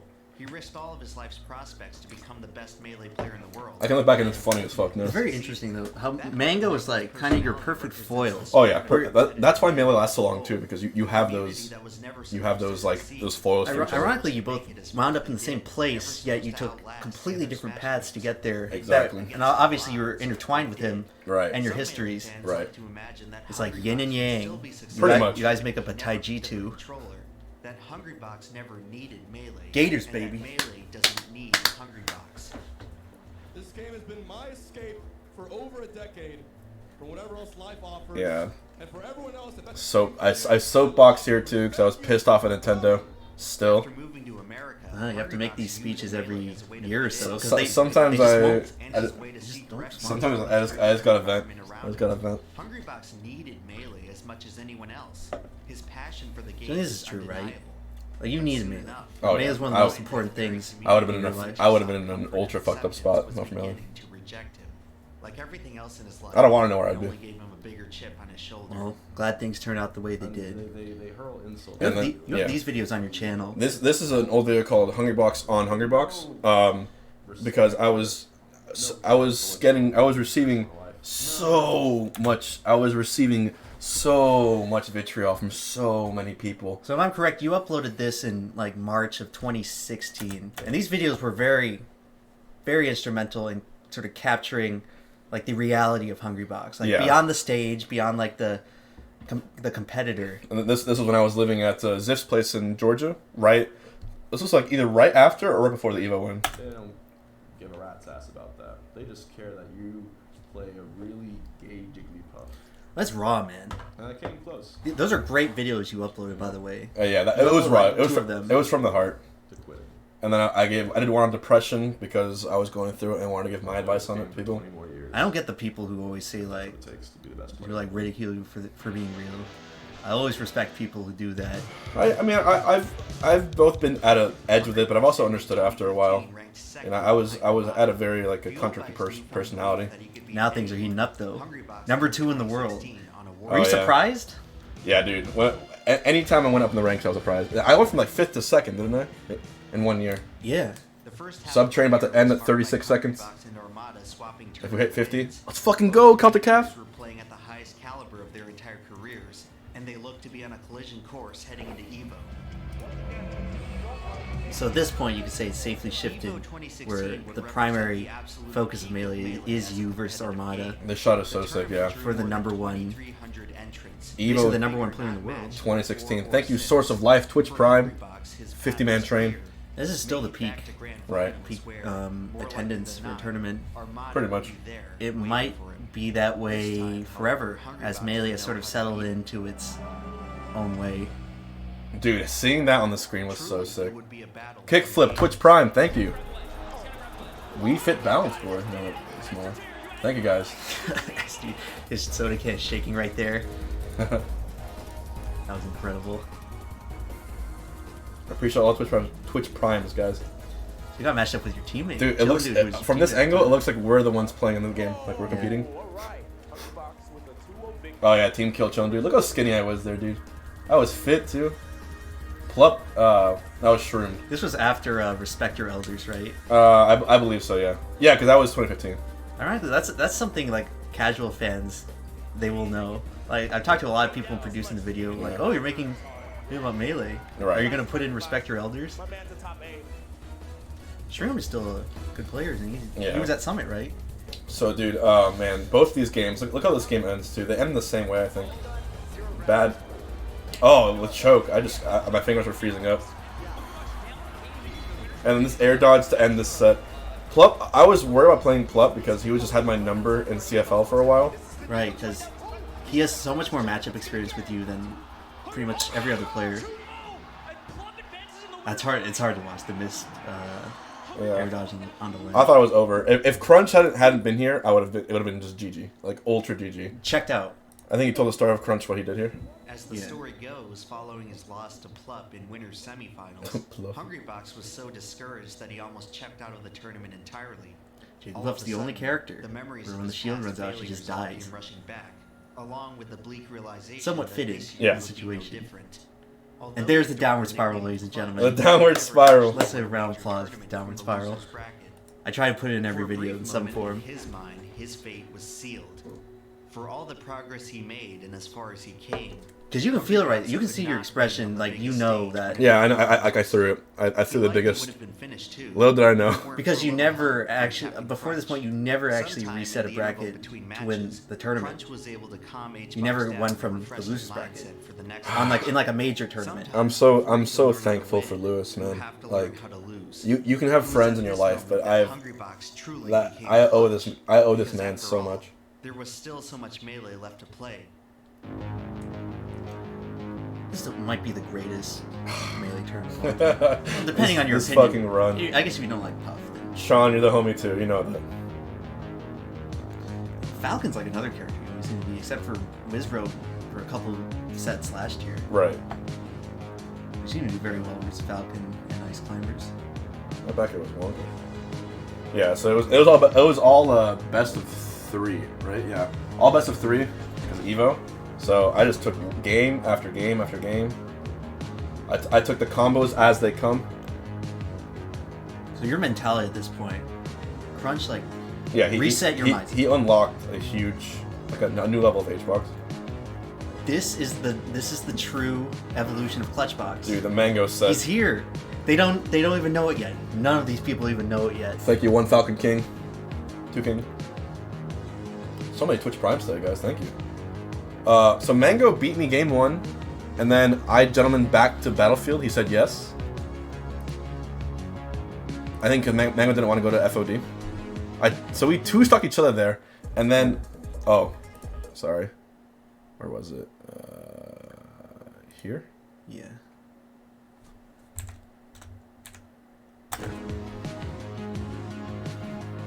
Here, I'm gonna move this here just because it's the important part. The ending of this Pokemon Stadium set is incredible. Got a jab reset. And then it goes down to my 2-stock versus his. Rock stage comes up, and I go for a forward throw, rest read, and I'm praying, please don't tech this. When he missed a tech, I popped off. I was like, oh my fucking god, it worked. Interesting, I show earlier in the video, there's one where, like, Armada does successfully tech it. So Right. I thought that was interesting, like, somewhat planned, somewhat unintentional thing for the video. And Plup again, he took this first game barely. Like, I was up this first game. So I thought Plup was just going to beat me again, dude. I was like, fuck. Because I think Plup got 3-0'd by Armada in Winners Finals. Mm. And I was like, I wasn't sure Plup could beat Armada in 2 sets. Hey. So I'm like, so that was inspiring me. Like, I need to take this guy down. I got that first win, and then this second game, or third game, I was just like taking super advantage of like all the rest setups I had. This fourth game, Plup readjusted. I got some rest on him, but then he brought it all the way back, and then he killed me here. Let me see. Yeah, soft back air, forward air. Hey, now that Zane's coming up the ranks, Plup's in prime position Look. to once again. So I was 81% here, right? And I knew I had to go for a rest setup. So I was going to go either for a Nair rest or an up tilt rest, and I found it on the top platform. I don't know how I found this. Any fair would have killed me. Nair, come down. God, it's like alchemy or something. Yeah, it's like I just got up. It's like how all my reads how were does just this worked work? that day, yeah. Like, if you go in and try to play these games against someone who's halfway decent, I could go right now back, sit down on this chair with all the skill I have, and just get fucked. It was just in the right moment, right time. this is what it's all been leading up to this whole time. Oh my god, the Armada set, dude. So you actually went up here, 2-0. 2-0, Was yeah. that just like shocking for you, or were you kind of satisfied with that? I was shocked. I'm like, dude, I'm playing. I was having fun, and I realized I was just playing super well. I was in a good mindset. I'm just like, yep, chilling. Got the rest there. This next rest is insane. I had pound rest. Perfectly positioned in the center of the stage. I was up 2-0. Then Armada unlocked. This He Fox did play, the glasses. He did, dude. He just ate me alive here.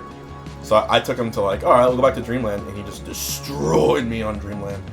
And this is like the best stage, you'd say. Now, mind you, I could have ran it back, Game 5, back to Dreamland, but my heart told me don't do it. And I asked Armada, would you like to go back to Battlefield? And I remember he sat there and he thought about it for like a long time, like 2 minutes. And then he said yes. It had to be Battlefield. And he was still up 2. I mean, he, like, on paper, any person can tell you, like, right here, Armada wins this tournament. But if this were a movie, it would have to be on Battlefield. Yeah. Dreamland's a bit goofy. And then this turned it into a movie. Battlefield is like fucking final showdown. Yeah. So right here, remember how I won that set against Leffen, the Gama one, but I still bringing it back? I said it's 2 outplays here, right? If he got that jab, I would have been dead. Oh, the heartbeat. Oh! This is the moment right here. And then the moment that changed Melee forever. I think in a different documentary you said that was like a 1 in 100 chance. It's like a 1, yeah, it felt like 1 in 100. Realistically, it's like 1 in 30. Yeah, but considering the pressure of the situation. Yeah, just like, my hands were shaking too. That's gotta be HBOX Pog in the chat, baby. that gotta be a top 5 Melee moment of all time right there. Dude, I was wrecking the Incredible. first game. Just like the pup set, I was destroying him and I lost the first game. Brought it back hard in game 2. I think once you get a reset in like any game, it's a huge mental thing where it seems like you're now favored in the next set. Oh, this game 2 was just as clutch. I'm at 98% here, and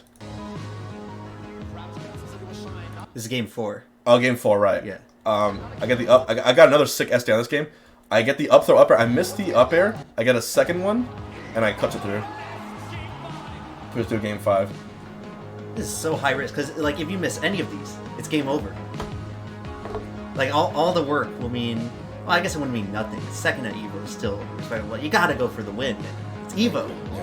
Damn, Spookifier gifting 5. And then yeah, the dream came true. The dream, man. Press 5 for Spookifier, and RI Smokey gifting 1 as well to Impetus. Thank you, Spookifier. Holy shit, Spookifier is at. In Melee, the difference between winning and losing. Or you weren't the same person after this, right? Everything changed. Incredible. The difference between winners and losers feels Like it feels like a movie, It and really I've does. tried to edit it as such, but this is all real. This has actually happened live. People watching around the world. Is it true that this is the most viewed Evo Melee Grand Finals? I believe so. It was 250,000 viewers. So it really was the peak. The most attendees, Yeah. and the most viewership. It was the peak of Melee, numerically. And then this is when you After conquering his you sort of fell off a bit after this Yeah. moment. I got ranked 2, but I wasn't able to hold on to it. I run a parallel to Dale Earnhardt after the 1998 Daytona 500, Right. where he didn't win for the rest of the year and he finished like 12th in the point standings. He would take a moment to It's like pause and this think big, about huge thing where you finally overcame. You didn't really overcame. You didn't really overcome the player specifically, but more like the fact that you overcome like the sensation of being a loser and knowing that there's like nothing I could do is happening again. At first, his newfound It's interesting because commitment to the sometimes game didn't it's seem just to change the mentality much. can bring you It didn't help such a that long it way. coincided with possibly the most dominant stretch of Armada's Armada career. just went absolutely. Then, I think later like the in Evo loss like Hungrybox just started triggered an winning, awakening in him. And then he kept on winning. If he could score a victory at the Big House, Oh, yeah. HBOX could put himself in serious. And then Big House, this streak I had here at end of 2017, DreamHack, GTX, Shine, Big House, Summit was just fucking. This was probably the best I've ever played in my life. winning. If he could score a victory This was at like the the Big only House, year HBOX could where you put had like a himself in winning serious set record contention against for the Armada, number right? one. The one thing I will say is I wish you would have put the ending of the GTX Grand Finals, because that was like an exact repeat of Evo, like the 3-stop comeback Game 5. I don't know if have you seen that one? I don't think I've seen that one. Oh my god, it's so sick. But yeah, it was basically GTX was a mirror. Sean was there. Number one To me, that's the craziest win of my His life. rival Not like the most Armada important, but the Club, craziest one. who was in the midst You did that of kinda in the incredible Big House, winners too. bracket 30K run. on the line too. Hungrybox That was a big stumbled moment right there, early, Club then beating proceeded Armada. to Yeah, Leffen beat me in win semis here, bracket to meet and then Club I did in the grand Mewtwo finals. King, Armada, The crowd rallied around the Leffen, underdog Plup. Yeah, Mewtwo That was the King run. Show- You ran the Fox Gauntlet. Yeah, this Like, this is the hardest. This is the hardest losers run to that's do in Melee. that's the 4 of the 5 best Foxes in Puff's worst matchup. Hungrybox closes it out. There was no pop-off after Hungrybox double eliminated This is such a Plup weird to capture his first Big ending House title. to Yeah, the tournament. I can tell no one wanted me to win, and part of me didn't want me to win either. It's not your fault, man. Like if you were going up against like Mango or Armada, it would have been like kind of normal. But like, Yeah. Plup was doing the Cinderella run, Yeah, I was just torn. and people really wanted to see it. Usually when I win an event, I'm like ecstatic and I jump off, but like I feel like I left part of me on that stage today. You ever have everything? And that part of me is still on that stage. I never got it back. Stage in Michigan. I changed after as a person after that stuff. Oh yeah, I had to go on your LinkedIn to find this. My I don't LinkedIn. know if it has like invasively. I love this image I made right here. Oh yeah. The Fox Gauntlet. Be careful what you wish for. But nowadays, that's what a lot of people do. Like, This part. Hold on. Let me put this full volume.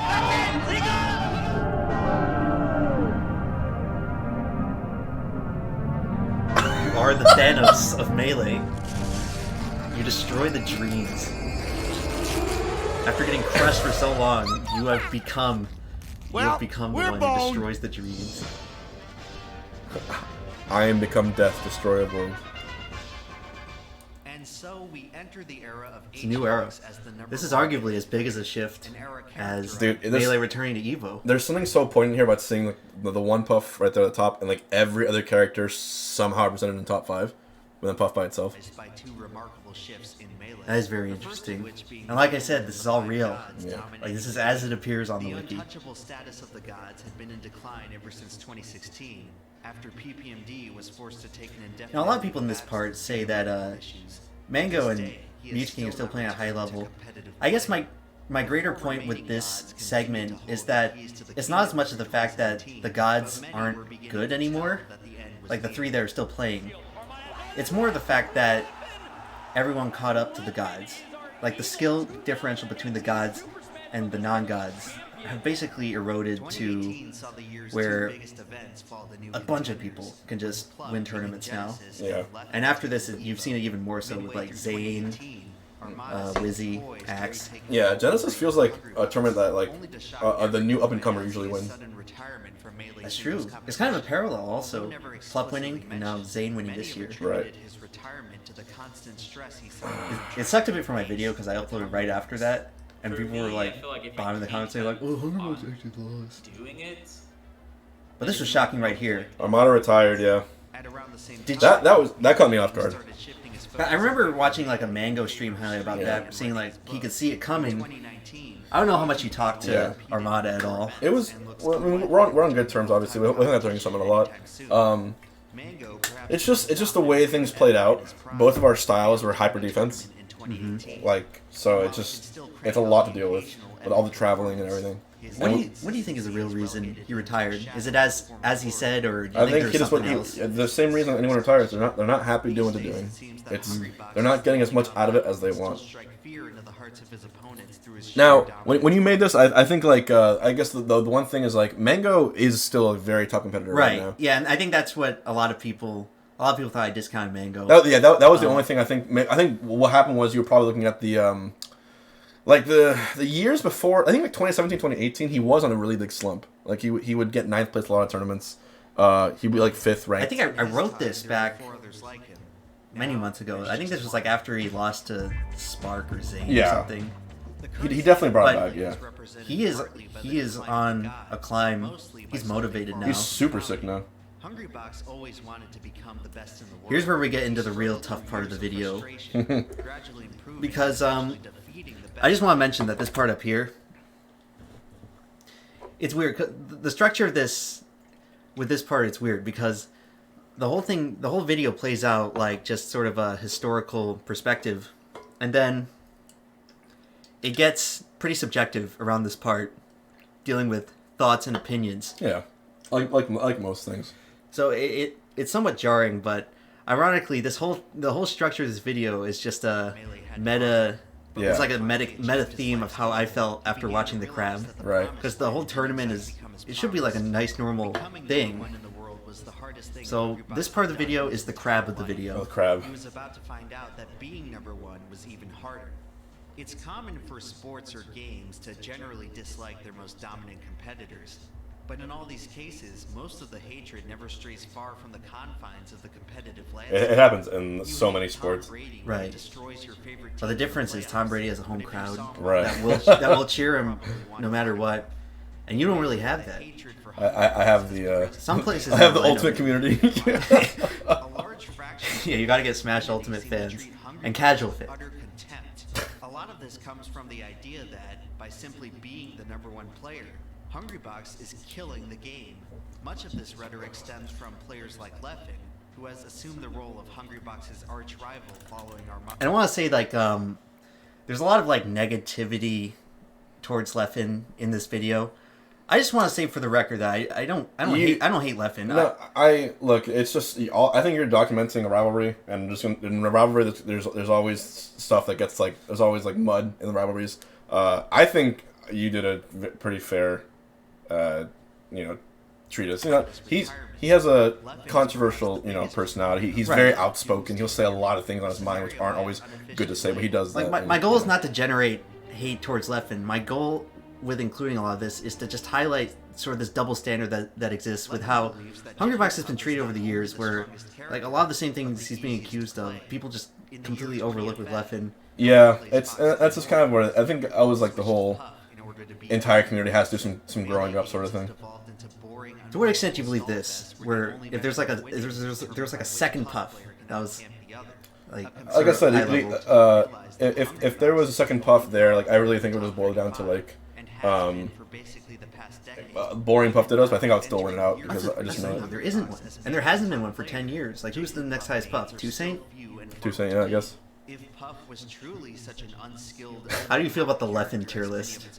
It's very unfair towards me. Anyone else could have risen Towards to the my- top towards my of the work. major metagame besides HBOX. Yeah, that's 20 FM kind of theory weird. often counter this by His saying that face, playing dude. Puff is so boring that But this is just anyone this is is annoying to listen to. I hated this argument a lot. I know this could be a whole other side of a video of just like people saying, "Oh, the reason no one plays public is just boring."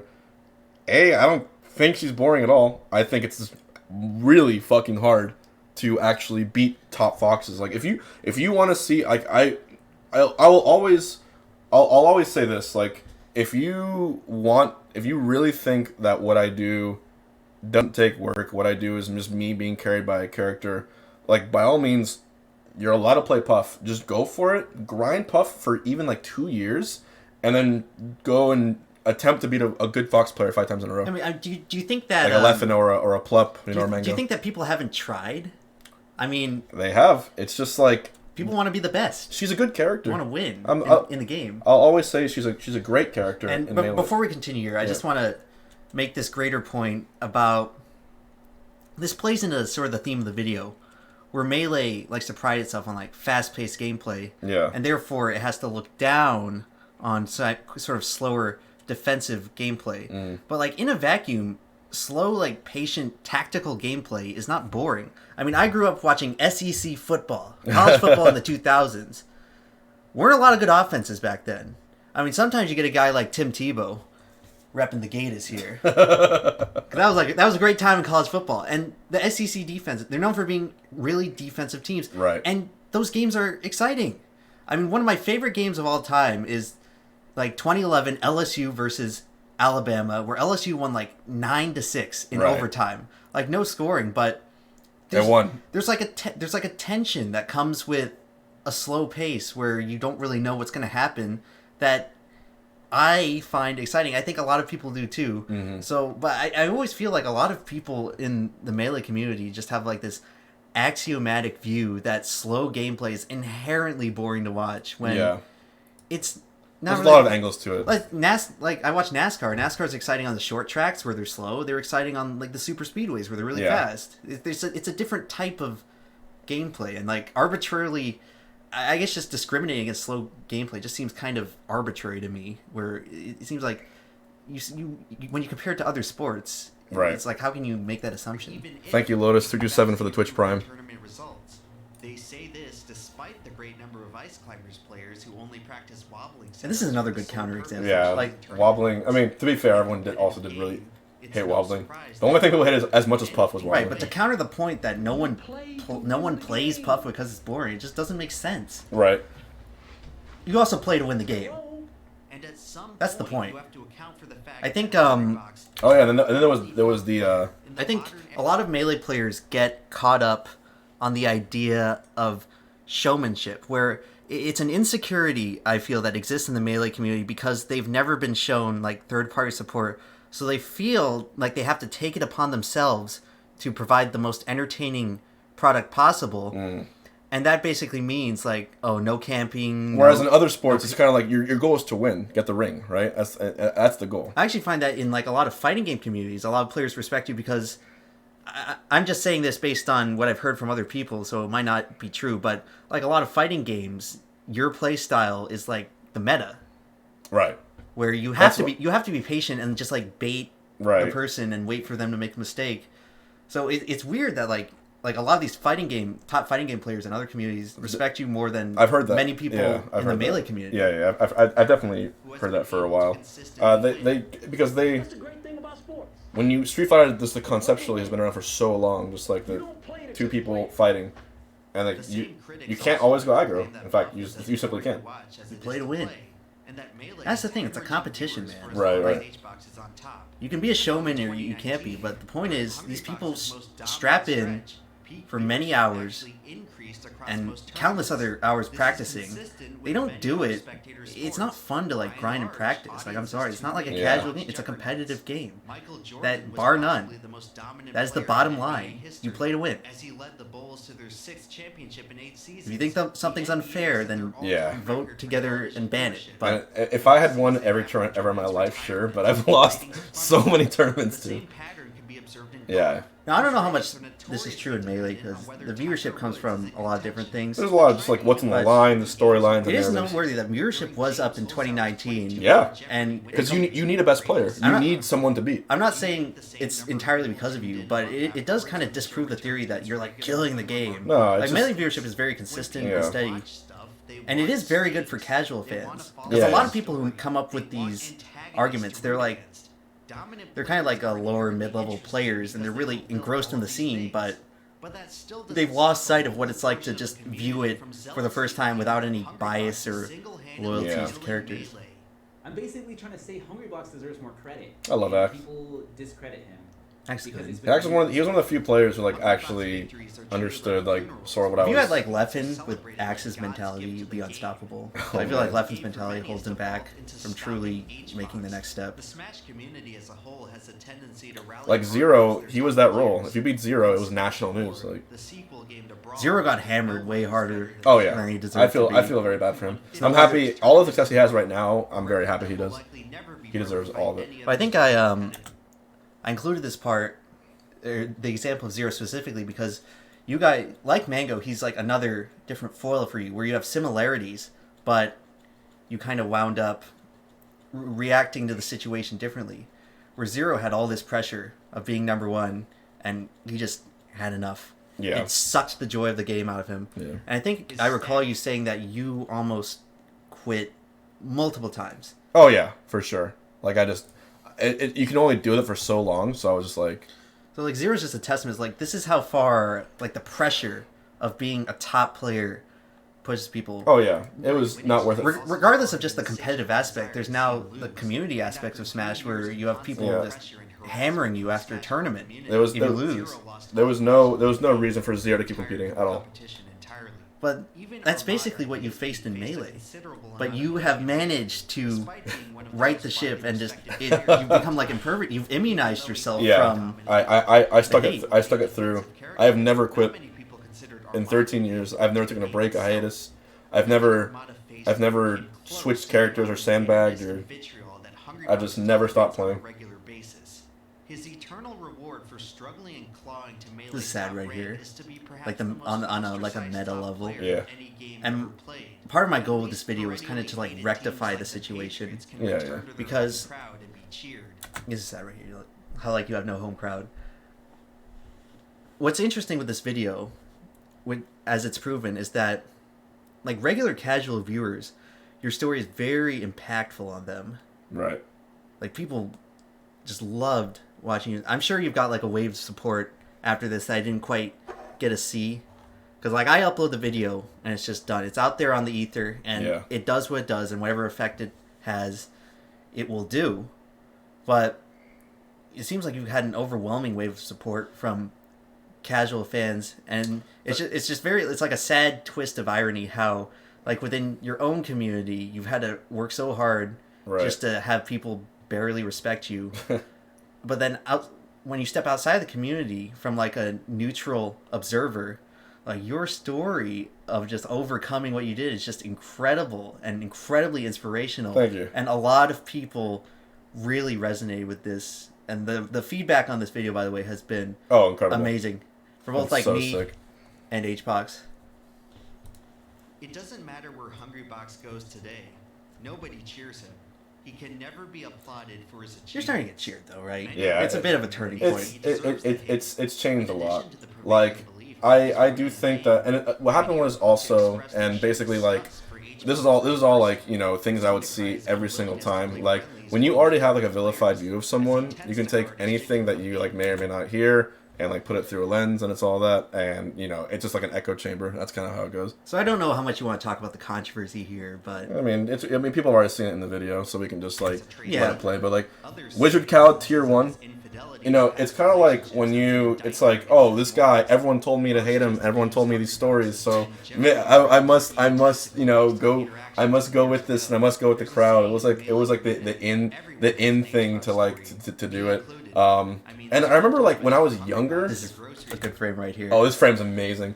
When I was like younger, I think I would do the same thing towards people, like because I was told this. It is a younger mentality. It's an echo chamber. There used to be like, I remember coming up and watching YouTube. There used to be like people that you just hate because they were popular. Exactly. Like the Justin Bieber effect. Like obviously, Success Breeze. What's it called? Success Breeze. Everyone does things that. Hold on, if I move my hate face.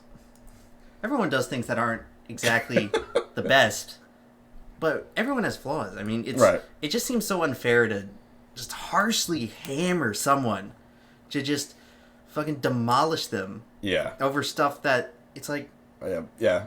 Most people do this. I mean, the difference is that you have a camera on you all the time, and that's a difference too. It's like it's not an excuse. You're in the spotlight a lot more. It's not an excuse for bad behavior, but it just seems like a huge impropriety over the amount of hate you've received versus like what you've actually done. Right. A lot of it just feels like projecting because people just don't want to see you win. Pretty much. You're a dominant player. Peanut Butter Matt Tier 1, thank you, 11 months. And like I said, here's a good example in other sports, like Michael Jordan, gambler, accused of having a very abrasive personality. One of the articles I showed there is like the alleged story is that he was at like a different NBA player's house and he fucking cheated their mom out of like in cards in like a game for fun. Yeah. But that just a lot of this comes with a competitive mindset, and I think you've said this before. Yeah. Where like a lot of the HBOX horror stories from the past is from when you're locked into tournament mode. Yeah. And some kid comes up to you for an autograph. And I don't know. Oh yeah, and the story is like I shut him away. You know, the best part of the story is I actually walked up to him 5 minutes later, got his autograph after I finished my set. And it's like people, like I said, people will like take. You have to realize that when you have to be an athlete, like I said, that's another theme of this video. Mentality is everything. It really is. You have to be locked in, and all that stuff is a distraction. There are times when I'm just focused on editing my videos where I'm just like I'm locked in. I'm just inattentive to people around me. Right. And I get snappy because I'm just trying to. It's a train of thought. You're wired in. You're wired in. Yeah. And I don't do any stuff with like fan meetups or anything, but I can only imagine. Oh yeah, when you're at a Smash Con's the hard. I've never won a Smash Con because this term right here, you're surrounded by casuals and everyone's always like asking you for fans autographs. This was and this is where I snapped. This is another HBOX snap moment. I've only snapped twice in my life, like hard, and that was the Evo. Wait, what was it? The AMA. The Evo AMA with Mango, and then right here, and then I got off all social media for 2 whole weeks. What sucks though is that I just want to say like one more thing. It's funny because like I read a lot of comments over like people just discussing like their viewpoint of you, like versus Leffen, and like you guys somehow both been like pigeonholed by some people as like people who whine on Twitter, and it seems so unfair to me because you've made that tweet and like a few others, and it's like Leffen, it seems like after every tournament he's complaining, and you it seems like people like rope you into like the same category. But you know, I've learned now as just like I'll say this too. There's always going to be people in my life that I don't get along with. There's always going to be people who don't get along with me. But I've learned that I've become the most at peace and the most happy the less I think about it. The less I comment or mention other people, the less I have other people's names in my mouth, the happier I feel as a person and I'm more at peace with things. So I've kind of, in this community, especially in my chat, very, very rarely do I like, shit talk someone or say something about that. Like I always, even no matter what they've done, for some reason nowadays I always like give them the benefit of the doubt. It's like a weird thing that I've always had. I don't know, like I feel like life's way too short to like harbor that kind of hatred. Life's way too short to like make someone go through a pain. And if someone is causing you pain, it's always best. $3. Fingers, thank you. It's always best to like to deal with it privately, or just let time pass and let people grow. Because like I don't know. I've always felt that's the best way to do it. So that's why. Right. Even like right now, like you can have your opinions about Left, and you can have opinions about people. I'm sure you had your opinions making those videos a lot. I mean, I watch you on I watch you on Twitter after every tournament. You're always, at least recently, besides the couple of times where you got pushed too far. Yeah. You're always just very respectful to people. You congratulate people when they beat you, and you're graceful. I always have defeat. Yeah. And I try. And whenever you turn to Leffen, it's like, oh, I was playing 2 out of 10. And I get he might not be doing it intentionally, but it's disrespectful to other players when you just don't just man up and congratulate them and just admit that you got outplayed. Because that's what's happening.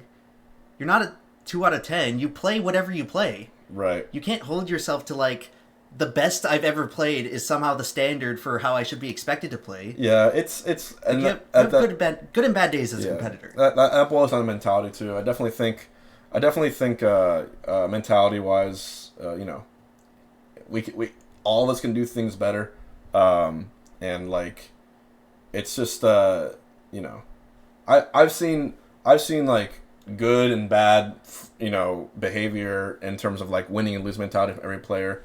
Like Left's had his bad days, Left's had his good days. I've had my bad days. I've had my good days, and like it's just like I think it's a testament to show different people based upon how competitive they are, like can respond to winning and losing in a very dramatic way because of how important and how intense this game is. That's the big idea of this video. Yeah. So a lot of the action is just how you react to losing. It doesn't matter how much he reforms his actions and attitude today. A lot of people would admit that. Like, you've gotten better compared to what they've considered you earlier. That was another thing, right? Yeah, that part sucked. But a lot of community members came out on your behalf for that, so that was good to see. Same with the crab. Yeah, that stuff is ugly. I was like debating whether I should put it in the video, but Yeah. it's important to illustrate just how you do get treated differently. I do. And after a while, it comes down to just the fact that you play a different character. And this is the thing right here. It's not the same person, but these comments reflect the mentality of the Melee community. Yeah, the thing I'm most sad about is like the echo chamber that's been there. But the nice thing is that since the crab incident, like, everyone had like a wake up call. And that was a big turning point. That was a point where a lot of people finally they got out of the sort of trance and like how it's like fun to hate you. Yeah. I mean, it is fun to hate people, but sometimes people just start believing it and taking it to heart, and it becomes like their entire identity when playing the game. Stop HBOX. Like, Yeah. like HBOX winning or losing will determine whether or not I go to bed sad tonight. And People, they invest a lot emotionally into the game. the crab was just like the point where people were like, Yeah. this has gone too far. Or Yeah. a big portion of people, I feel. Yeah, I both hate and I'm so thankful that it happened. It's one of those strangest like moments in my life. It is bizarre. Technical mechanics, yet its top player uses the character with the most simplistic controls. Do you think that's true? Jigglypuff is the most... Because Because there's like simplicity and difficulty. She's less complex in terms of her in Yeah, terms of it's the flowchart. Complexity But versus... the neutral, I think it's incredibly complex. Believe it or Allow not. me to explain to you how he is. Like the neutral, there's a lot of small things, aka bubble theory, that people don't realize playing. Like there's a lot of much more happening than you think. It's so weird that people still discount that. How you've been the only Puff. Like, how is that not undeniable? To where Puff is difficult to play at a high level on account of there ain't any other ones. If the talent can put on a good enough show, Trust me, I've had like my own mental lapses and thoughts and with you less know than 3 days to go before the tournament, Nintendo sort of blocked bargaining with this left and right. This was Nintendo throwing a crab at Melee right here. The true group I'm at right now is Nintendo. This is the true group. Nintendo allowed the event to proceed as normal. But the What a bonehead decision. I can't believe that they thought that was a good idea. Do your best Bernie Sanders impression. We need to freeze stadium for the people. I can't do it. I wish you would freeze stadium. Because that's how it had always been. But in an age where most game developers embrace competitive, I think you're glad that I put this part in the video, right? Because it makes people realize... Because you had your whole speech at Summon about this, and in my video, this part is dedicated to the fact that Melee is just getting screwed. Right. For how entertaining it is, how many viewers it draws, it just sucks. But that's how it is. You gotta just make do. This is the part in the video. This factoid. I don't know. Maybe we'll get another viral clip. What's wrong with this picture? You know what's wrong with it? On the right side, nothing. That's a community reinvesting into its own esports division, garnering more sales because of it, because it's perfect and everyone wins. What's wrong over here? Everything. Because there is no reason for Nintendo to not throw in 100 measly K in their terms into a tournament to gain more exposure into the esports scenes, to sell more copies of Ultimate. Screw it. If it's only Ultimate, I'll be happy with that. Yeah. But how are you not going to put in money into the esports scene? A scene, by the way, they created Nintendo Versus. They created a division in Nintendo to embrace, to lift the platform for esports. So why is there no prize pot? That's right. Everyone asked us this because no one fucking knows, dude. It's just, Dude, it's an enigma, man. it's just so mind-boggling. Like, the winner of EVO Japan and Ultimate got a controller. It's kind of insulting. And it's sad. Like, you probably would have made more if you were just an engineer and did not play Melee. That's the sad thing. Oh yeah. Like, aside tournament From winnings, winnings? tournament wins alone. Like, aside from sponsorships. You want to hear something? No, I'll let you guys look up later. But esports earnings shows all my earnings for Melee so far. You know how much I made in Melee last year? Tournaments as rank 1 in the world. $26,000. That's less than a middle school teacher makes, I think, for being the best player in the world at one of the most watched That's fighting games in crazy. the world. Yeah. And you like gave up being engineer to Yeah. do this. Obviously, there's like a passion aspect and a fun aspect. Yeah. But for the amount of views Melee draws in, It's a joke. like big Melee majors get It's a joke. 90,000, 100K. Thank God you guys sub. Honestly, thank God I have Team Liquid in my life, and thank God I have Twitch in my life. And I guess, you know, my YouTube is growing now too, but thank God this channel, if this didn't exist, I would have heavily considered just not doing this. But holy shit, having fans support you with mediums like Twitch and YouTube and whatever else it is, that, yeah. Thank God. That Hungrybox represents how the rest of the world Here's the sees main Other thesis Smash point players of the often video. regard Melee players as rude and arrogant, and they actively root against Melee's success. Sassaflash, thank you. Oh, I missed the donation also. Thank you, Fingers. Love EMP's vid. Played you in EGTX. Screw that guy who heckled you about hurting your arm and playing dodgeball in finals. Thanks, dude. Sassaflash, thanks for the $3. No problem for me signing your stuff. These are like real perceptions people have about Melee. Yeah. Though. And aside from the screenshots I provided, you can like look this up on look it up on Twitter, look it up on like Twitch chat for like a game that's not Melee. This is how people feel about the game. Like I have a friend at home who's in Ultimate and he does not like Melee for many of these reasons. Exactly, man. And a lot of them it's just like because they don't understand it that much. Because Melee is probably my most favorite esport to watch. It's really the only one I tune in on a regular basis. Right. But it's just weird how there's like these different levels of just discrimination. Where like Jigglypuff is discriminated in Melee, Right. and Melee is sort of discriminated among many other communities. I don't know how bad it is, really, because I'm not.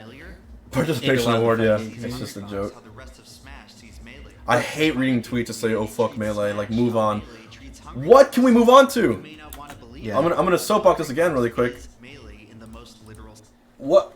Thank you, Mathtron, for the gift. Dude, what can Melee players move on to if there isn't a Melee 2? What, PM? No, it's banned. What are we gonna move on to? Brawl isn't Melee. Smash 4 isn't Melee. Ultimate isn't Melee. They're all respectively, you know, depending on what you think about it, different and good fighting games. There's no Melee 2, so stop telling us to move on from something we can't fucking move on from. That's like telling, oh, it's a sinking ship, jump off the next ship. What ship is it? There isn't. So we have to go ahead and swim and push this ship back up and use our own feet paddles to get back it's up. it's a pretty ignorant viewpoint. I think a lot of people mean it more figuratively, where because there aren't any competitive communities that are as big as Melee that have been around for as long as Melee. It's unprecedented. What, StarCraft 1 maybe is the only one I can think of? Yeah, you have to go back to something like, I guess, competitive Tetris to find something. That's true. Tetris is still is big now. It's weird to think that Melee could become like that in the future, where it's just this big legacy game. CS:GO or Counter-Strike, right? But like Counter-Strike in general has been around for a while, but CS:GO, that came out in like 2011, 2012. League of Legends came out 2009. Quake, yeah. But yeah, there's a lot of games like this, but like in terms of viewership, I think Melee is at the top of that, right? It's because most esports community, they have that expectation where they do get sequels. Chess. And hey, chess. Baseball, yes, guys. Sport. Chess hasn't had a balance patch in like thousands of years. The devs really got it right. The balance of chess. Dude, if chess can be around for thousands of years, so can Melee. The year's 30XX. People are still playing Melee. That cracked me up.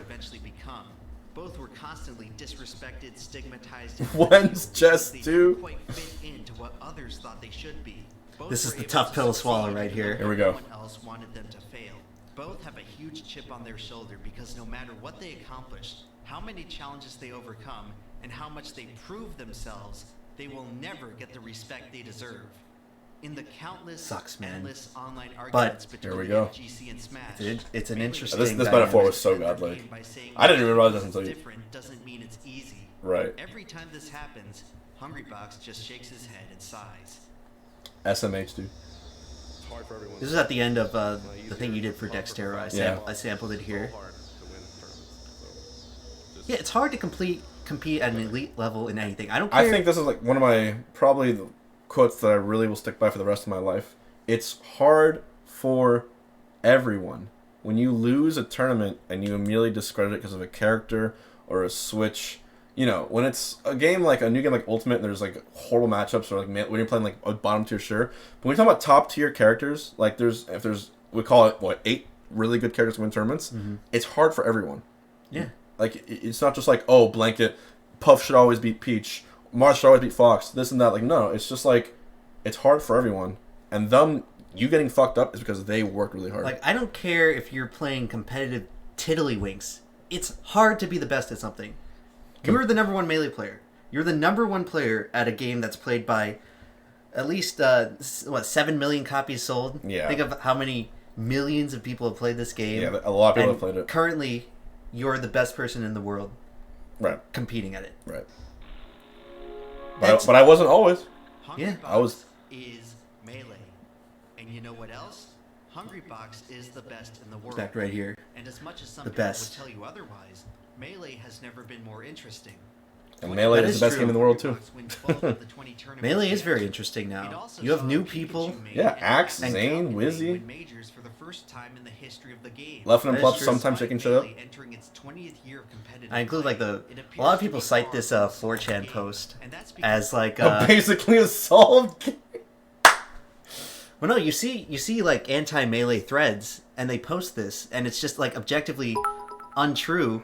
Like it aged so poorly based on what they said. Like Yeah. some of you can look it up. Just look up like Melee 4chan posts, and you'll be able to read the Yeah. whole thing. But if you look at what this guy's complaining about, and you like study the game for the past few years, it's like he was completely wrong. Right. I mean, that's 4chan. What do you expect? So, like people, this is just like shit posters. A lot of people have this mentality though. That Oh yeah, and that they're all Melee is wrong. just like They're all idiots. that and- like 20 yeah. that 20xx is still like prevalent when you got so many different characters and new Yeah. players coming up the ranks now. I say that like Melee is probably as interesting as it was back in Right. way back in 2013. Mathtron, thanks to the 420 bits. EmpLemon for Hot Juan's win. I would love to start getting. Right now we're focusing on athletes mainly. I guess we have done streamers and we have done some YouTubers. Maybe when you get into like the 50s of episodes, you'll drag me up. When EmpLemon inevitably becomes the biggest documentary YouTuber in the world, and I have to contact his agent. That was a good tweet by Mango right there. That was like a I that was like a full circle thing. Man, this was such a... Yeah, I still couldn't believe he said this about me. It really was. Like, as soon as I read this, I really just thought about just our whole history, everything. And this is after he won his own birthday bash. Like, he could really... At this point, he could have literally just, like, you know... He beat you. Had his victory lap, right? Yeah. You know, post his trophy on Twitter, done this and that. But the first thing he said after he won was this. So it was crazy. It's very after his post, yeah. And it's very like wholesome, I guess, to see how you guys We have both have grown grown, to right. greatly respect each other as competitors, and Yeah. how far you've come from what was shown earlier in the Right. video. It's just literally like a character arc, and it's been fulfilled. I hate it. I hate it. I hate this match. Everyone's like, "How does it feel? Yeah, well- How does it feel?"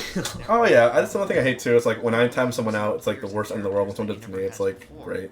This is mostly due to Good for how all- at I'm long screwed, last, right? the Good for all. rest of Good for this competition is finally You can't win catching them up all. to the level of the No. gods. This is like he this is beat like me my fair and main, square. this is like my main point with like talking about the gods, where Yeah. everyone's caught up. Shout out to IBDW. I mean, dubs. IBDW's like Leffen if Leffen had a good mentality. Exactly. In a way, Hungrybox carries Sponsor the torch of all the IBDW. gods. Newer players will never Did you know get a the sponsor yet? satisfaction of challenging a prominent Not name yet, but or hopefully get one soon. PMD. Top 10 player. Facing Hungrybox is the next best. There he thing. is. He represents The hug. That was a nice moment. That was a nice little moment. He's very happy to win that one. He's an integral part of the game's history and legacy. This is you versus Mango, the evolution. Still Still playing him. Yeah. Still playing him, tournament in, tournament out. Still playing. Will you ever stop playing each other? Leffen or Mango will just have like Yeah. white beard. Exactly. You guys be 70. Still doing the Fox versus Puff. I think, yeah. Dude, I'm getting better. Press 1 if I'm getting better at Ultimate. I'm gonna get there. Hey, they buffed the Just Puff. little by little. I got my first PGR win. I'm gonna do it. I'm getting there. Isn't that cool though? How Melee is still It's amazing. like many cases they're surpassing Ultimate in viewership. I wonder how long that will last. Hopefully the games will help each other out. crossover. The crab, dude. We return to the crab. The icon of Most Melee. enduring symbol of Melee's relationship with Hungrybox. Crab mentality. This is such a good metaphor. unwilling You're so sick. How'd you think of this? to let its I don't individuals know. succeed. It's like, how do you... It is crab mentality. How do you come up with that, with those gameplay options? Pull each other down. There's like a magical, intuitive process that it's very difficult to explain, but I just come up with this You're God. writing, and you come up with your insane clutch comebacks. Press 7 if EmpLemon's brain is just so massive. Because at the end of the day, Hungrybox is Juan de Biedma. Despite playing for the past decade, And now with the we're status at of God, peace. he's only human. Namaste, dude. It's my personal belief that human beings are naturally meant to persevere. This is a very good video you uploaded about like overcoming Depression, yeah. depression. Yeah. I highly recommend everyone watch it. Get better if you believe. If you're in like rough place, this is a good video to watch. I want to get back to that weight. Even the act of thinking about it sets you back, maybe all the way back to all the work you've done just by thinking. Man, sometimes you just gotta take your own advice. But that's not the point. Dig deep, yeah. Mm-hmm. The point is You're your own best focus teacher, on right? the fact that you overcame it. That picture's so If great. you're going through it, focus on the fact that you are choosing to overcome it. You're pushing through, and that's more than anyone can ask of you. Kind of weird watching yourself and Will watching a Xbox video that I ever made. overcome the hate? I mean, yeah, Both in the same room. it's less weird if we're both here doing it, right? Yeah. Always Yeah. have a reason to keep fighting, to overcome perhaps his greatest challenge yet.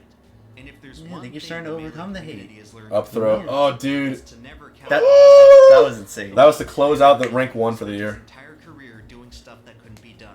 I said I'll be top 5 jigs in Florida. I'll be best jigs in Florida. I can't I'll be believe this top footage is still 4 I'll there. be the best player in Florida.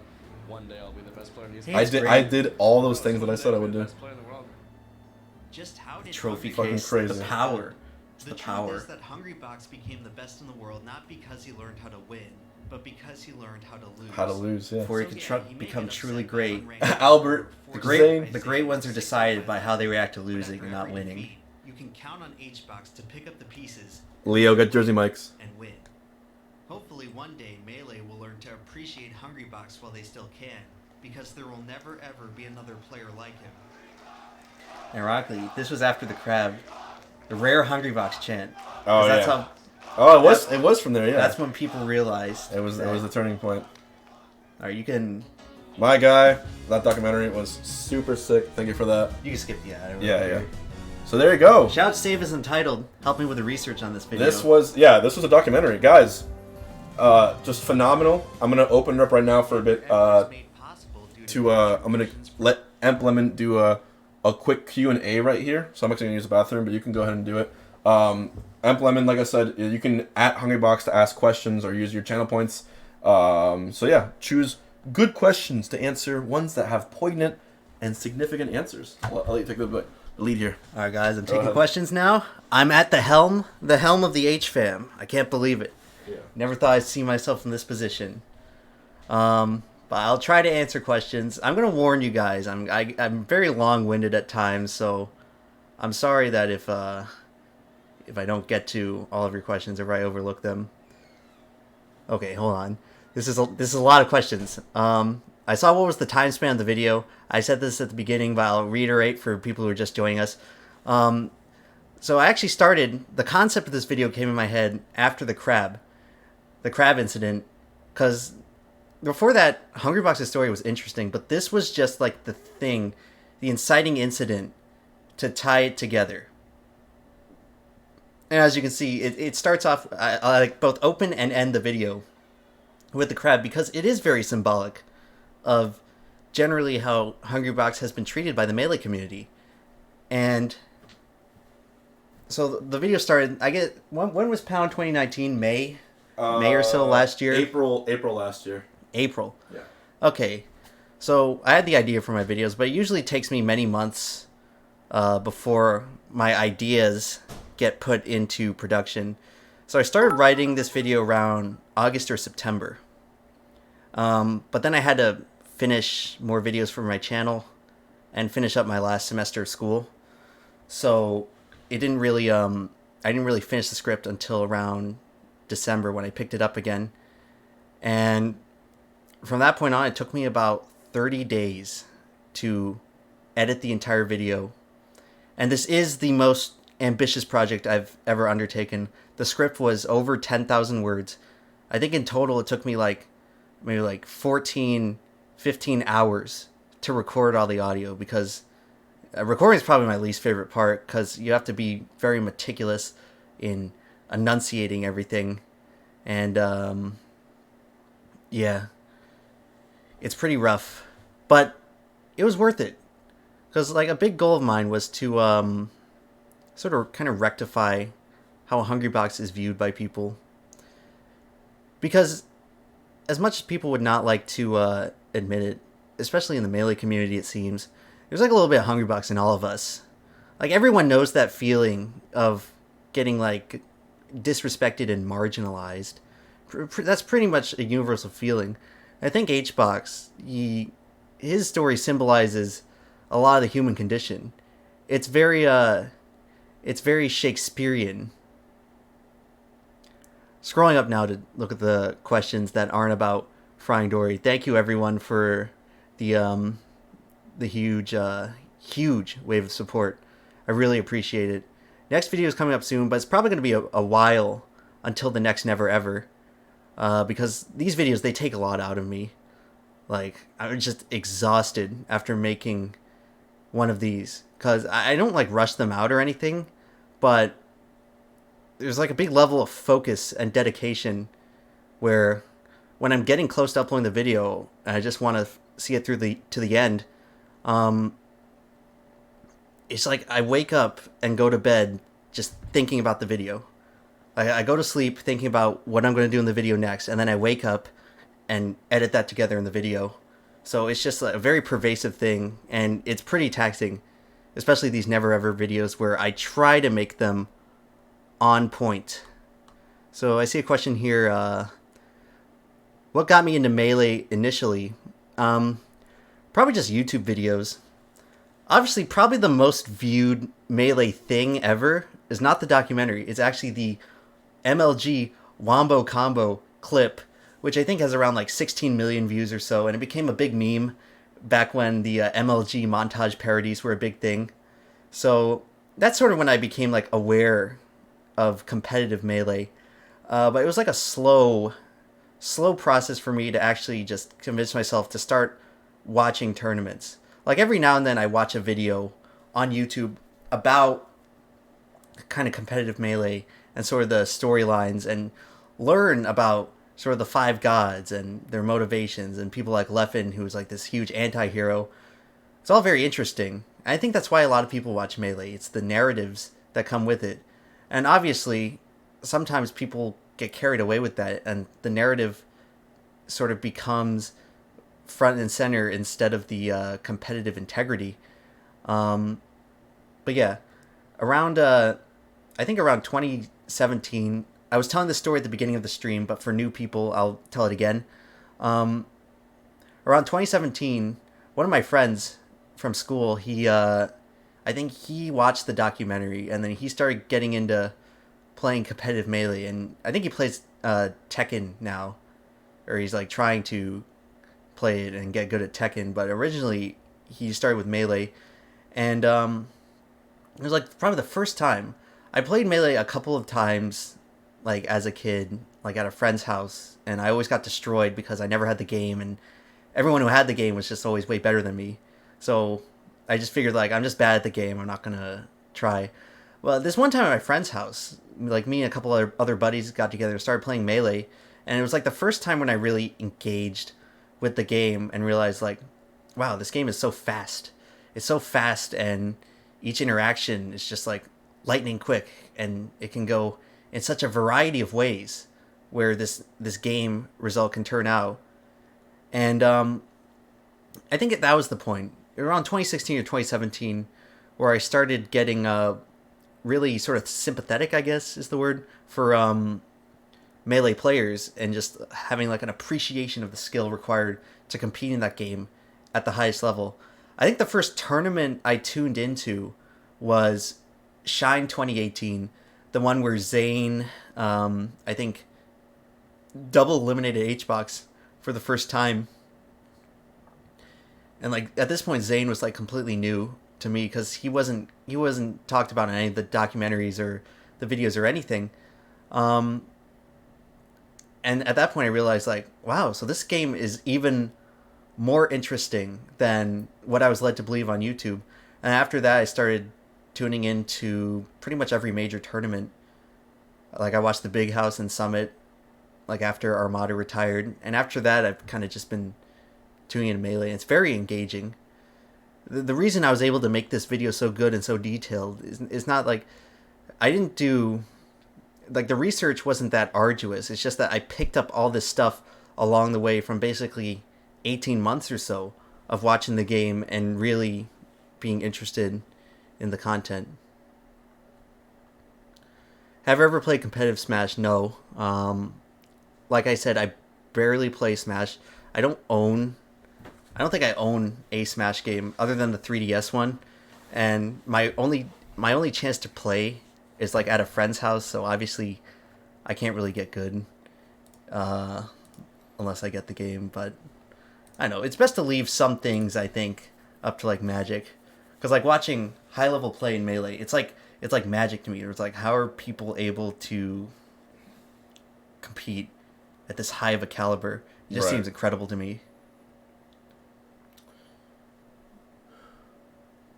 There's a lot of questions I missed, unfortunately. It's fine. So I heard you answering them too. What got you into making these documentaries? So that was part of my shift on YouTube. I think now it's like a minority of people on my channel know this, but I used to make YouTube poops, which are like... my favorite YTP is Fesh Prince of Blair.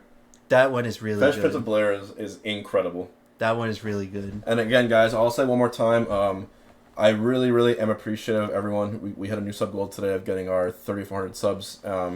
It's really awesome that we got to it. And if you do have Twitch Prime, I know we can use it on anyone here, but it's just sick that this is right now the highest sub count I've ever hit. So again, appreciate all the support. Until Nintendo puts money into this fucking scene, I appreciate all the support you guys have given me on the stream. And of course, everyone, please go sub to EmperorLemon. Also, his Patreon is right here, patreon.com/EmperorLemon. I don't even do it for the money. The money's nice, but I don't do it for the money. Like I said, Melee players, like Smash players, YouTubers, right? Kind of a lot of similarities where a lot of it's just based on the passion for the subject. Exactly. And to circle back to the documentary question, this was just sort of my way of making new, different YouTube content, because like Hungrybox, I started off as an engineer at UF, but I eventually changed my major to TV production to be more in line with what I want to do on YouTube. Right. But I have like a problem-solving type mentality in my head. Like, you probably know what I'm talking about, where it's like satisfying to put pieces together and like solve things and just like generate ideas. And originally I thought I was just going to do that with like doing like roadways or civil engineering or whatever. But eventually I came to find that I was good at like kind of seeing, like reading between the lines of like these sort of grand narratives and events that I was interested in.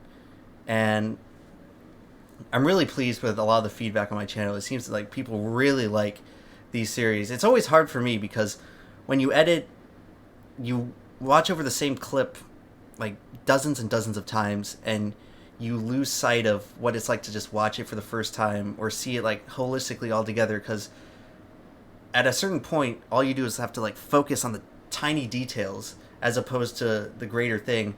So sometimes when I do a big project like this, it's like I have no idea what this final product actually looks like, because I'm just used to just being incredibly myopic about seeing myopic. Yeah. What does that mean? Tightly focused. It's such a cool word.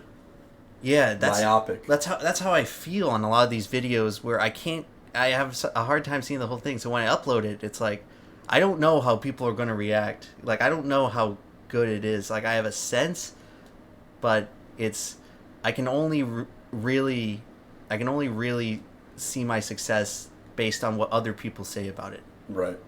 Well, in any case, man, you've done a phenomenal job. Like I said, he's got more episodes coming for his never ever serious. You know, we actually met at a Starbucks before we came here, and he was like nervous about doing a live stream with me. He's like, I'll answer a few questions and I'll dip out. But then we sat down here. I'm like, maybe you should watch the documentary, just feel into it. You did a great. First one, did a great job commentating documentary. I mean, I learned so much about what your mind went into just making those scenes happen, the whole dynamics or everything. You are very, very good at live casting. Thank you. Yeah, honestly, you have it, and yeah. Sometimes I wonder. Give yourself more credit. Yeah, sometimes I wonder if I can do melee commentary, but I feel like I don't know enough mechanically about playing the game. Hey, once you've seen one, you've seen them all, right? Yeah, I could just do a thing where I phone it in, but I think people will be perceptive of that really quick. Yeah. But I don't know. Maybe for like one set they could bring me on as a guest as like a novelty. I do want to like go spectate more events. I went to see CEO last year because it's near where I live. Because CEO is in Daytona. CEO Dreamland coming up. Yeah. You recently, you're going to attend that. 2 weeks. Orlando. Yeah. And also, guys, in case it wasn't obvious, I am hosting a tournament. It's called Overlords of Orlando.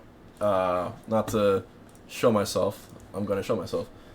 So, you know, smash.gg/OOO. Whoops. OOO. I can't type today. OOOSE.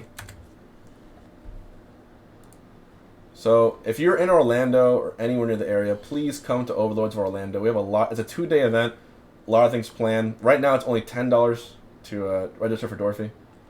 And March 2nd, it goes up. So, we have lots of prizes, a lot of great players coming. So, please come to Overlords. If you want to meet me too, come to Overlords. I've heard good things about attendees. It's a good tournament. It's at Full Sail, right? Full Sail live arena. Yeah, it's going to be good. That's good time. Really cool. All around. Anything else? Probably missed a bunch of them. Yeah. Well, the diatribe. It's melee and ultimate singles and doubles. My favorite melee player? None. By far. I love none. My favorite melee player are... And my favorite YouTube maker. I like Zane, and I like IBDW. Not as good too. Yeah. And Axe. You gotta root for Axe. Yeah. And like every Axe set. I would say my favorite YouTuber, like, or content creators for documentary style especially, is like you, Summoning Salt, and then there's one guy who reviews military rations. Oh, Steve MRE. Steve MRE, dude. Dude, he's a Florida man. Nice. Yeah. Open that up. At least I think so.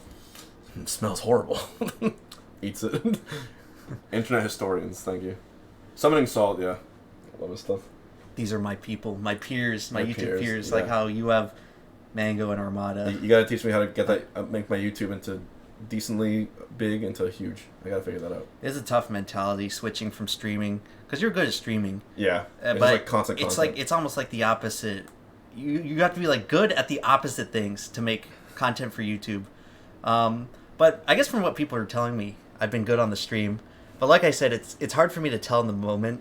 Back when I did my podcast last year, I'd go over in editing and like listen to myself. And I'm like, this sounds really uncomfortable to listen to. But hopefully I've gotten better since then at just formulating my thoughts in a live setting. Dude, all I'm saying is a collab, Summoning Lemon, EMP Salt, Emp Salt. Hey, if somebody starts watching me, have them follow back on Twitter. I'd love to cross over with him. I'm gonna upload this whole VOD to YouTube, just like HBOX watches documentary and Q&A after. Damn. It'll be good. Damn face. The thing is, I only show my face on other people's content. Revealed, dude. Every time I do it, people are like, "This is the face reveal." When I've done it like 9 or 10 times before. HBOX on what's SOTY? That's my old podcast. Defunct now. Oh, okay, defunct. Gotcha. We don't talk about that. We don't talk about that. No, don't worry. You're on Hungry Talks right now. This is my podcast. This is Hot Wands episode 6 minus the hot sauce. Instead of hot wings, we do hot takes, and then that's kind of how it goes. Right. That's the new slogan. The show with hotter wings and even hotter takes. That'll be a good slogan because it's already a blatant ripoff, so I might as well make it even better. Summoning Lemon and Emperor Salt. Emperor Salt, dude. The two dichotomies. Pokemon Battle Revolution soundtrack. Yeah, that game has a great soundtrack. It reminds me of Melee soundtrack, which might be one of my favorite video game soundtracks of all time. God, Melee. It's the complete package, man. It's a complete package. Will EmpLemon be at Overlords? I mean, Yeah, you're invited, dude. You have a venue pass and an ultimate and melee singles pass waiting for you as soon as you need it. And it's 2 hours away from you, I think, right? Can't wait to get O2'd in pools based on that Hell game. yeah, I barely dude. played. I don't know. No promises for now because I think I might have to rush to get this next video out. The next video I'm working on, which, as I said, it's a surprise. It's not Never Ever. Like I said, it'll be a while before that. Yo, Hungrybox Mama in the chat. Hello, son. Hearts in the chat. Whenever she subs, it's blessed. Or put a frog. Put an HBOX frog, too. Those are great. Because that smile is how I feel when she's in the chat. There we go. There we go. Who was the main before Jigglypuff? Is that to me or you? Me. My main before Puff was in Melee was Ness. That's cool. And Dr. Mario. It's fun when you break out the Ness sometimes. Yeah. Didn't you beat Leffen in one game with Ness? I got him with the up B cancel, but I in Smash the Record I beat Hugs 3-0 with Ness on Great Bay. It was a good time. It was a good time. You got to figure out the yo-yo tech. Yeah, yo-yo glitch. You gotta do it. Alrighty, so I think that's a good stopping point for the stream. I want to thank everyone who's been tuning in here. We had well over 1,000 viewers for the majority of it. I'm definitely gonna upload probably this entire thing just raw into YouTube because it's just really, really good to hear from the creator himself. And honestly, man, just as one of the best internet historians, I encourage you, no matter how much shit gets you down, same as me, just keep on making your content because you know it's good. It's good. And you know you're the best at it. So. And hey, I've had dark times on YouTube, but we're pushing forward either way, both of us. Smash and YouTube. And remember, greatness is determined not by how you react in winning, but how you react in losing. Learn how to lose, and then you can truly become great. I couldn't have said it better myself. My friend, thank you again.